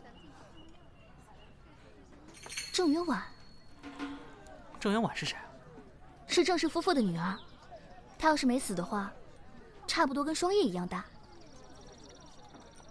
唉，忽然觉得好闷呐。三炮，咱就让李治去趟唐掌柜家吧。他不是说要请咱们喝好茶吗？人家只是跟你客气客气，你还真当真了。哎，我这人就是什么事都当真。哼，走着。唐掌柜，我们仨没打招呼就到贵府，给您添麻烦了啊。上次没招待好各位，这次也算是赔礼道歉啊。唐掌柜，我听人说啊，您现在也算是长安城里的大户，却鲜少与人交际，为什么？我猜，应该您是生性内敛，不善交际，对不对？看来你是很了解老夫啊。唐掌柜，您做茶叶生意，差不多也10年了吧？是啊。10年前，你是做什么的？一介农夫。哦，10年前，您可曾认识一对铸剑的郑氏夫妇？不曾认识。哦，那我一定是猜错了。您手心的粗茧，以及肩膀上的肌肉，原来是耕田所致。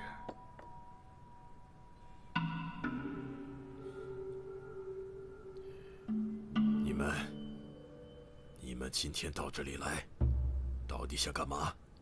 直说，别在我这拐弯抹角。阿全，阿全是您小名吗？我说过，我不认识郑氏夫妇。哎，你招了？什么？哎，我之前没说过阿全跟郑氏夫妇相识，您又何必急着否认呢？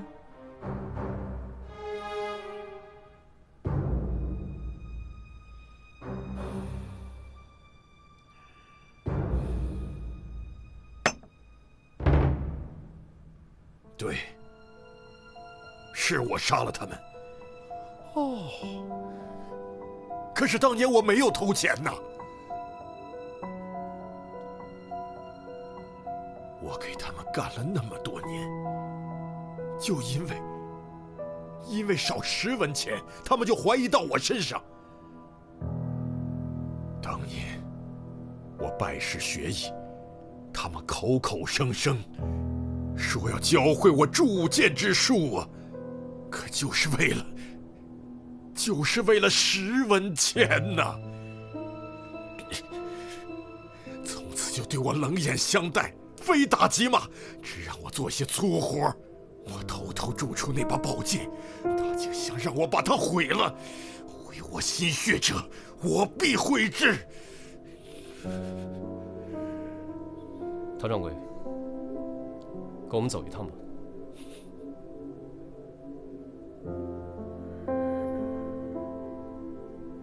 如今我的犬子也阴差阳错的丧命在那把剑下，真的是因果报应啊，是剑灵的诅咒啊！你的意思是，你儿子不是你杀的？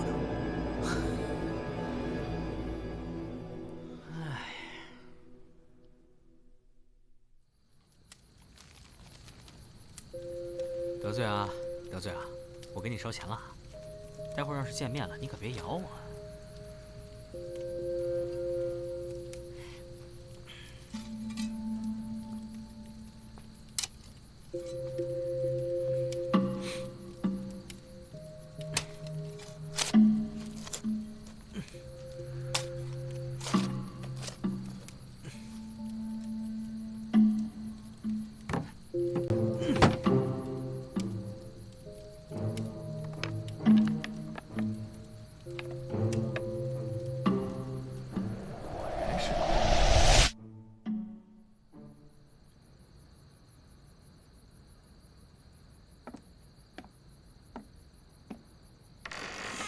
谁？干嘛呀？半夜吓唬人！你知道宵禁已经过了吗？知道我有多担心你吗？不是有李少卿罩着我吗？天子犯法都与庶民同罪，何况你个无名小卒？哎，真是人情冷暖呐！我做这些可都是为了查案，天知地知，我知，我知。别卖关子了，知道什么就赶紧说。不都说郑氏一家3口都死了吗？可是呢，小女儿没死。你是怎么知道的？因为那个棺材里面是空的。你刨了人家的坟呢？说什么呢？这么难听！查案需要，查案需要。哎，不，你这也太下三滥了吧！我回来喽。哎，我说双一，哎，大晚上的瞎跑什么呢？他叫我去的。这么晚，你去哪儿了？萨摩让我潜入唐府灵堂，再仔细查验唐公子的身子。你这胆儿也太大了！哎，你要不要也死一回，让我看看你的小身板啊？不用，谢谢。哎，行了行了，别废话了。查得怎么样？我仔细检查了唐公子的尸体，剑伤是没错，不过我发现一个伤口被插入了2次，而且应该是同一把剑所为。哦，还有第2件应该是唐元死后才补的。你的意思是，唐公子在青云姑娘和侍女进屋前就已经死了？那这唐公子到底是谁杀的呢？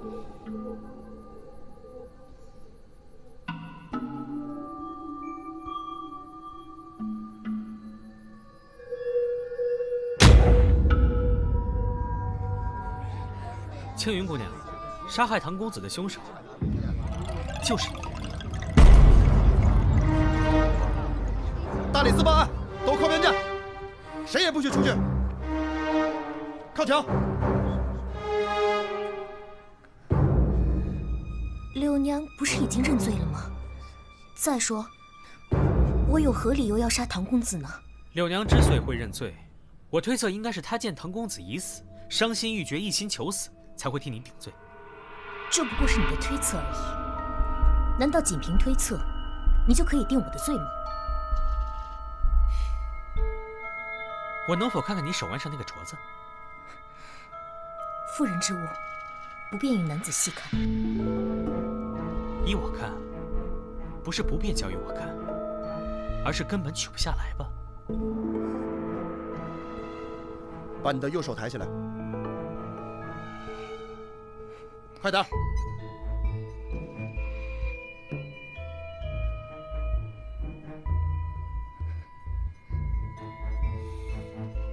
如果是后来打的镯子，镯子应该比手腕宽，就像保姆手上那个。而你这个镯子，是紧紧锁在自己手腕上的，所以我想，这镯子是你从小就佩戴着的，从未取下来过吧？你镯子上刻着的“元”字，不是唐公子唐元的名字，而是你的名字，郑元婉。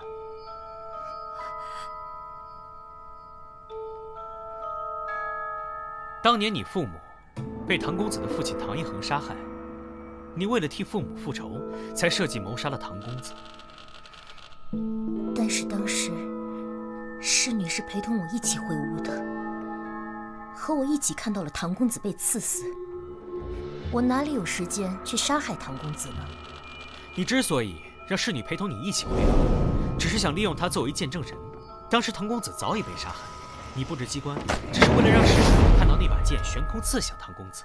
随后，你让侍女出去叫人，再利用此刻将剑插回伤口，造成飞剑刺死唐公子的假象。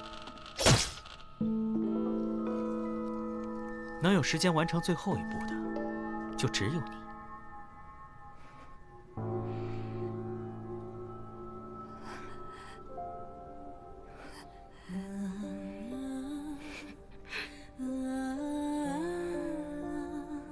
当年我爹死后，我娘知道阿全会追杀我们，就安排二姑和姑父当着阿全的面，假装把我埋了。造的什么孽呀！行了，快埋吧，他在后面看着呢。畜生！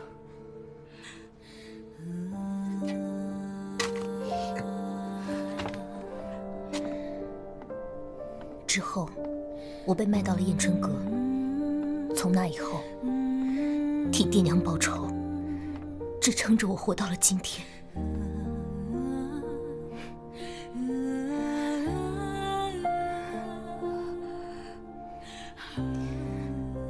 待我向刘姐姐赔个不是。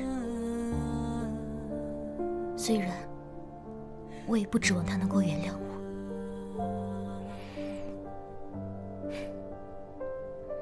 院子里的花，以后还得拜托她照顾。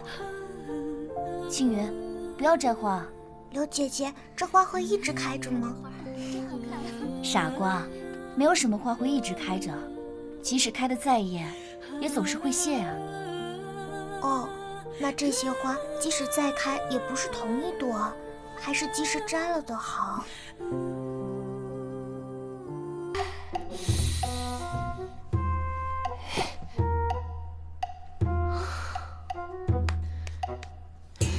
大胆！你是什么人？竟敢擅自闯入林姬姑娘的房间！萨摩，你怎么在这儿？那个，哎呀，我今天心情有点抑郁，所以我就在这个园子里瞎逛。哎，这个时候我就会弄一股特别奇特的花香。哦，原来你们俩是一伙的呀！啊，对，一伙儿的。你怎么回事？对不起啊，林姬姑娘，我不小心打翻了你的花盆。这样，我马上帮你收拾干净，就像刚才的事情从来没有发生过一样。我马上帮你收拾干净。哎，没关系，你小心，别划了手。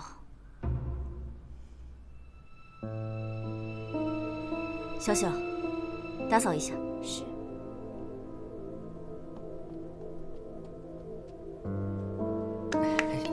谢谢啊。哎呀，你这房间真不错啊，阳光充足，真是适合养盆栽啊。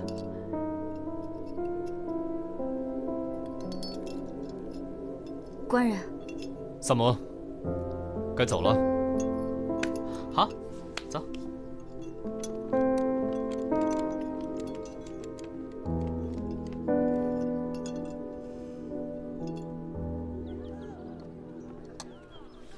双燕，啊，来，哎，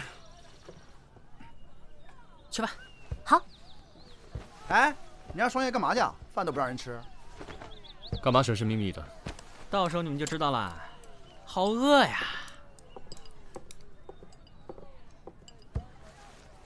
四娘，我跟你说啊，萨摩他在人家姑娘的闺房里，不知道在干什么，但一直都不出来。看不出来啊，萨摩，深藏不露啊。哎，你们案子查得怎么样？本以为最有嫌疑的是林基，但他的确有不在场证明。最后一个李慧，似乎跟他没什么关系。并不是所有的杀人手段都需要凶手在场的，李少卿。你想到什么了？暂时还没有。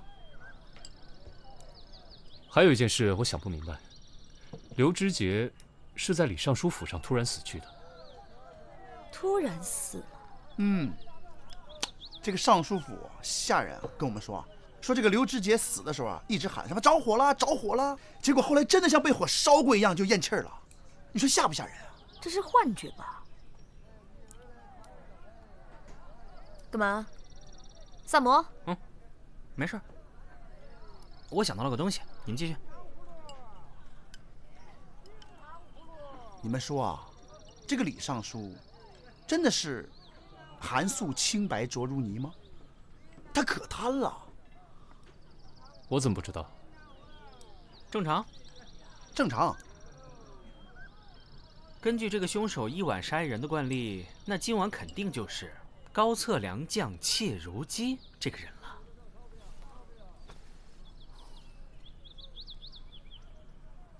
良将？难道又是一个朝廷重人？老大，你不会有事吧？哎，三炮的意思是说你是切如鸡哦。嘿嘿嘿。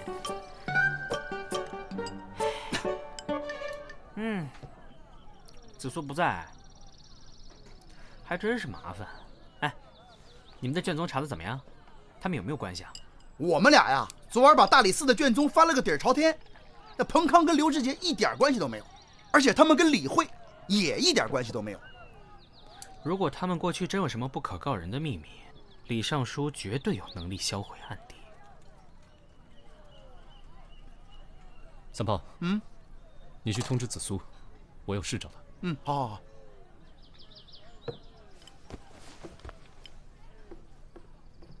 我能查到的情况就是这样。这么说，他们三人当年当真都参与了这桩案件？是的。哎呀，饿死了，饿死了，饿死了！你们都到齐了，听我说啊，萨摩让我检查他们的腹腔里面有没有相同的物质，我没有查到，但是我给他们开了颅。如果是吃了什么中了毒产生了幻觉，肯定也会影响到脑部。果然，他们三个的脑内都出现了水肿和点状出血的症状。我知道了。知道什么？你先说说你的发现。5年前，一位叫做林雪凤的司职，诬告宋国公之子萧训参与赌场盈利，司职被判流放，但在途中突然天降火烈，司职被活活烧死，后被人议论为天谴致死。而当时为萧训作证的，正是彭康、刘知节和李慧。看来今天晚上我们得去一趟萧训府上了。什么？你知道凶手是谁了？他今天晚上会自投罗网的。脑花哎！哎，三炮，脑花！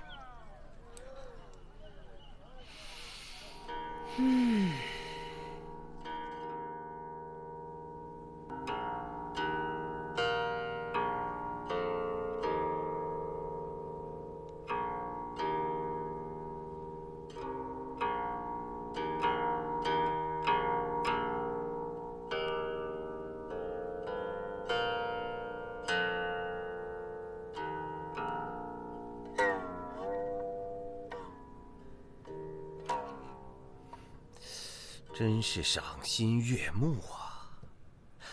萧某知道灵姬姑娘已是自由身，却还能答应萧某的邀约，真是萧某上辈子修来的福分啊！萧公子过奖了，今日之约是早就说好了的，灵儿不会忘记。公子，可以开饭了。上菜。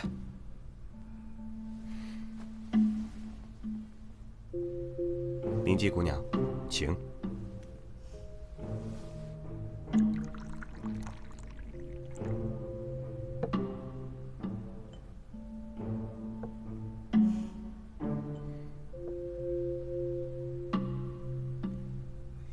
让开！哎，李少卿，您不能进去。外面怎么回事？好像是有人闯进来了。谁这么大胆，敢闯国公府？哎，大理寺李治。李少卿，怎么突然造访？也不事先通知一声。临时起意。那，要不坐下来一起？我们可不是来吃饭的。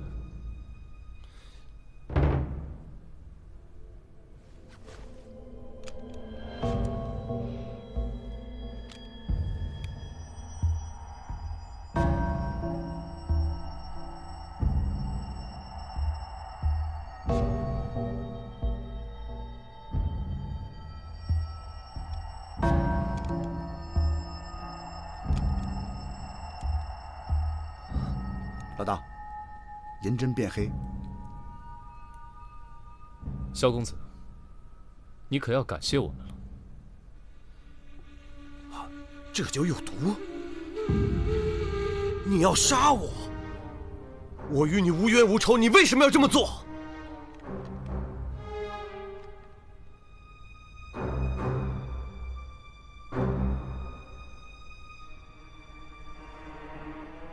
彭康、刘知节和李慧，也都是你杀的？是我。为什么？我不想说理由。既然你们已经现场抓住了我，那我也就认了。承认下毒却不肯说理由。好啊，那就把你带回大理寺严刑拷问，看你受不受得住。带走。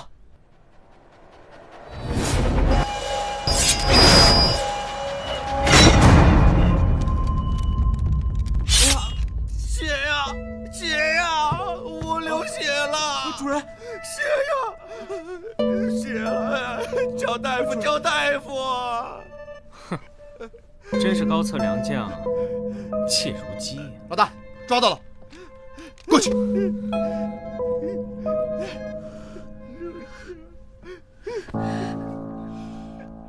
高轩，你怎么这么傻啊？我怎能让你替我认罪？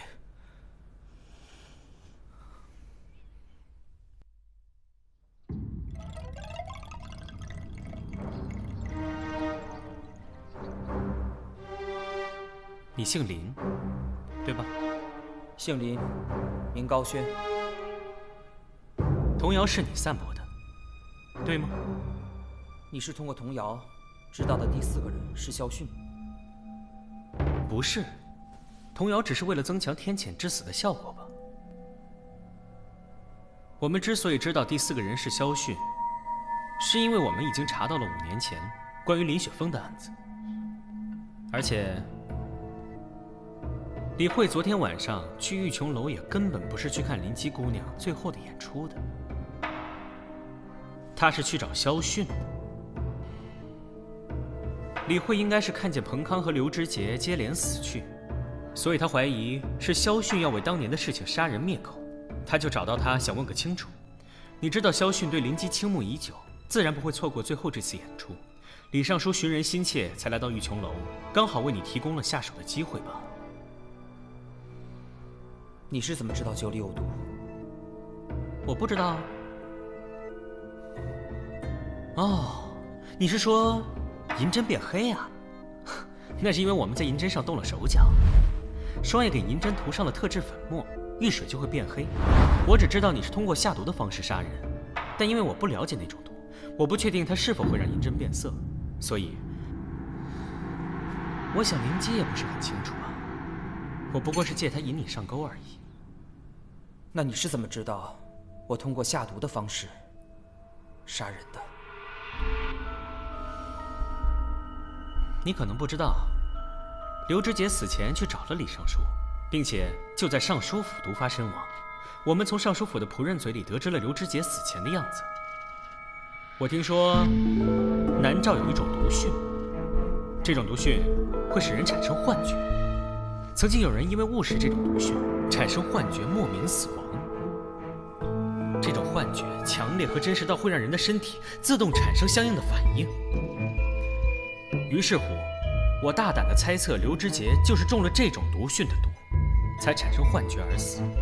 因为只有产生幻觉，才会使他的大脑受损。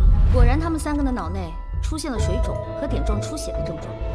也就是说，彭康、刘知节和李慧，他们都在死前产生了被火烧的幻觉，才会出现四肢挛缩成斗拳状，衣服却保存完好，身边也没有着火痕迹的情况。你们因为听说了这种毒讯，就确认我是凶手？你们大理寺判案，依然是那么异想天开啊！当然不是，我在林基房间里发现了几盆长势喜人的植物，